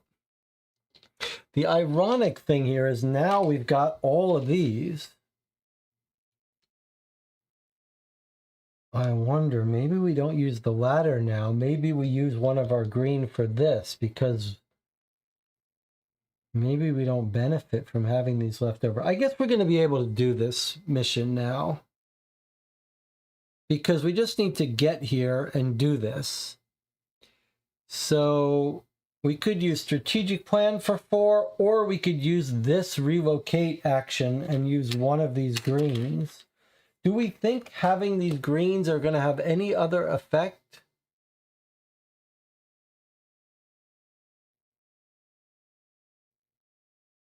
Try to gather and keep as many green as you can. So, okay, I guess we've somehow finagled this mission. We are going to be able to pull this off before this guy goes and ruins this whole world. So,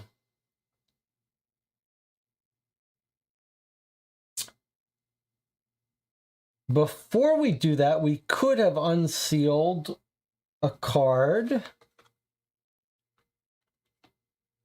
Okay, let's have a talk now. Now we need to have a talk. So we moved and we picked this up. I'm going to undo this for a second, just so that we can talk this through. All right, I've given everything back. So we can move. All right, let's put this here. We move up here, we grab this, and then we could either ladder ourselves to this, from darkness to darkness, ladder and a walk, and then use one of our items to spend the 4 to take care of this. So we are going to be able to grab the last threat before we end the game. It's going to cost us dearly, but we can do it. But we do have some other things we could think about. First of all, we are in the spaceport. So we could, with these 5 we have, and we're going to have 2 more, we could spend 1 from here to jump here. That is cheaper than building a ladder from here. If we build a ladder, we spend this 2 green, and then we have to spend a yellow, I believe, to pop out. So it's 2 cards to pop out, whereas if we just walk down here, it's 1 card and 1 of these.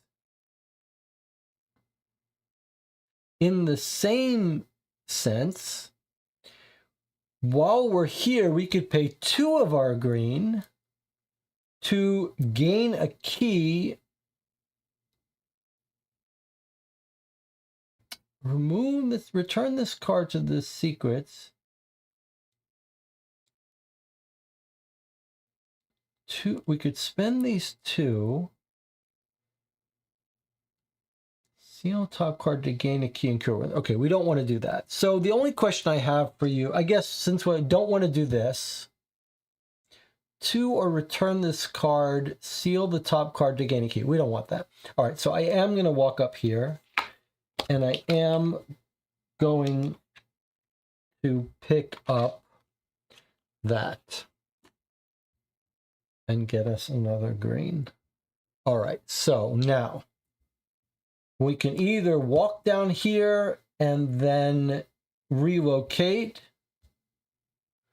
or we could get out the ladder right now, and then I think it costs us a move, but we can use that if we have to. I suppose we want to keep as many of these as possible, right? Because we don't know what they're useful for. This dream seems to imply that it's good to have them. Gather and keep as many as you can. So we probably want to keep them, right? Yeah, it would be nice if he was on a space too.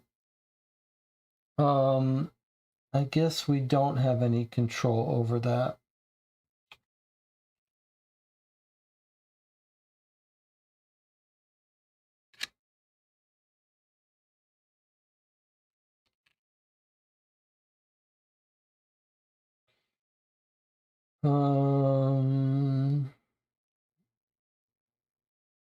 Yeah, I think that's it.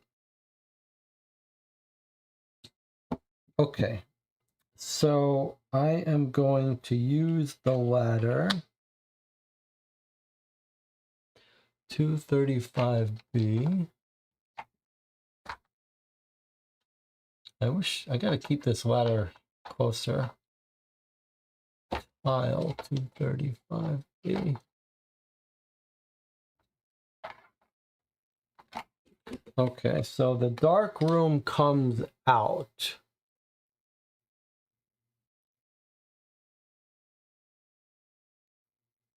Place your dreamer in any space. Okay, so we build the dark room, and then we jump out here, right? And then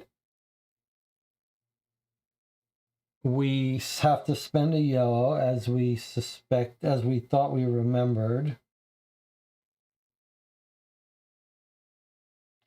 So I'm going to spend this 2 yellow to relocate out of the darkness into the asylum. And unfortunately, we're not going to get to resolve a single secret. And now we have to spend 4 to do that. And I guess the 4 we're going to use is we're going to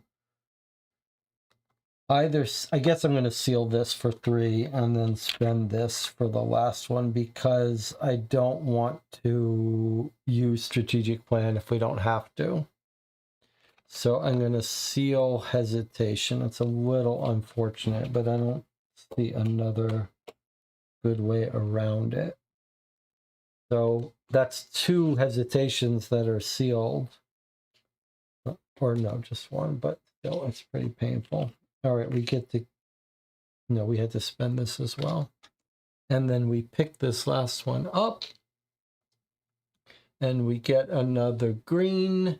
Now, I wonder, is this Jonathan?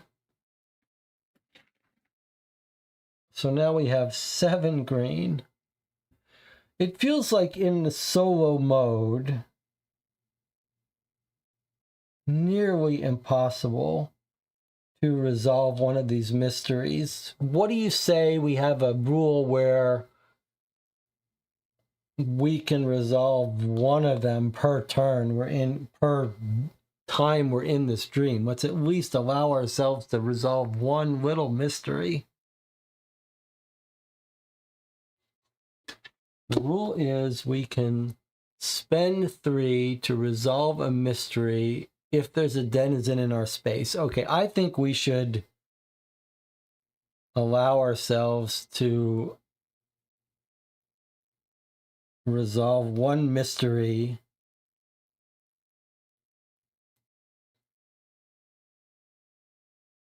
even though the denizen is not in our space. What does it take to bring out a penguin? 6 green. We don't even, or spend an ether. Okay, here's another way we could house rule it. We could house rule it that if you have a penguin, he counts. We'd have to spend an ether to bring him out, though. That's pretty expensive. And that's a little broken. I mean, it's weird that we would be summoning a penguin even we don't need him. We're about to leave, but all right, so should we either just declare that when you're playing solo, you can resolve these without the denizen,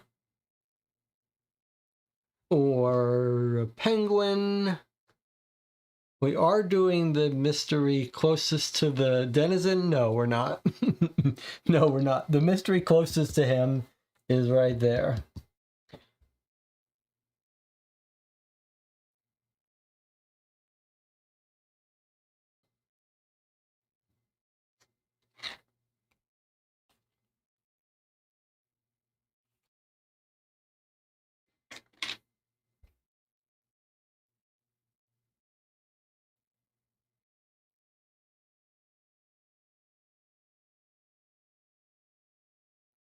I feel like it's a reasonable rule that, like, when you leave the dream, you can resolve the mystery on the space where you exit the dream from. That seems reasonable to me. You think we should have to do the one closest to him? That's not a bad idea. If we wanted to do that, we'd have to spend our strategic plan to move over there. But even so, we'd be walking through this trap.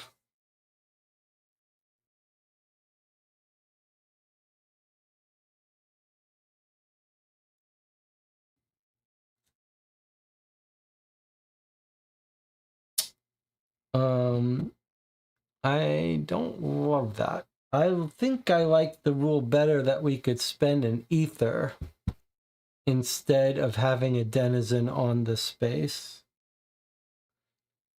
That seems reasonable to me.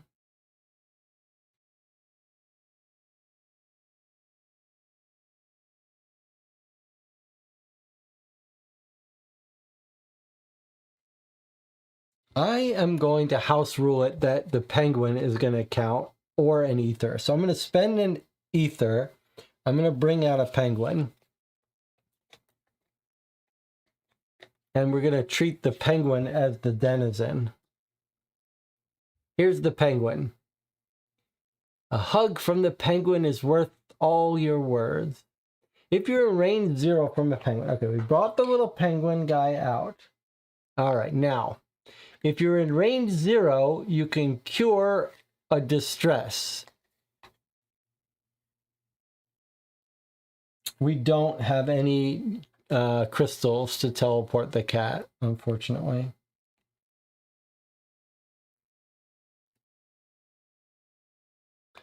Okay, but I brought out the penguin. He's going to count as the denizen. All right, if you're in range 0, you can cure a distress, or you can move the penguin by X spaces, and entities treat him like a dreamer. That's the one we've seen before. Okay, so he's coming right out on our space to meet us. I wonder if that's the same one we had before. And now I'm going to do this action of there's a penguin in your space. You can spend 3 green to resolve the mystery. It's difficult, but remember, you'll be able to visit it wherever you want. So we're in the asylum. We're going to spend these 3 green.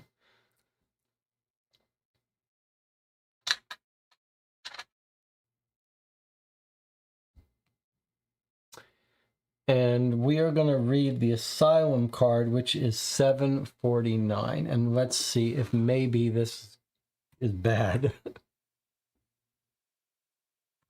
749. At night, faceless shadows are drawn here from various parts of the city. Whispers intermingle, exchanging knowledge about the daily events occurring throughout the city. Under cover of darkness, detectives appear here to find answers to their pressing questions. Information is cheap, but nobody expects too much from life here.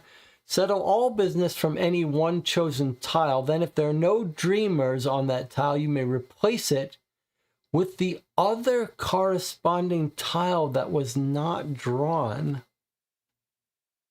Huh. I think maybe we better take notes of this, because if we come back here, we're going to want to know how to take advantage of all these mystery spaces. This is not so great. So we could have used it, though, to grab a token on a faraway tile. And then swap out that tile.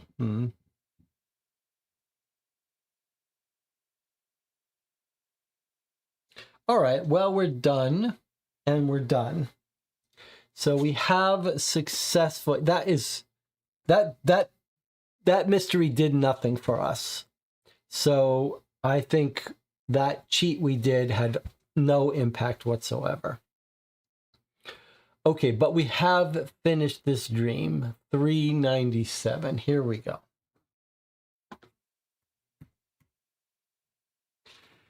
The city chewed us up and spat us out, but we are pleased.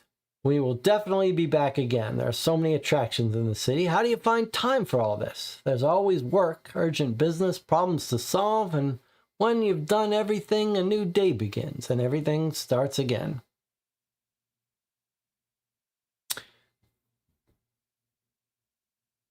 Jonathan says, do you want to look at another tile?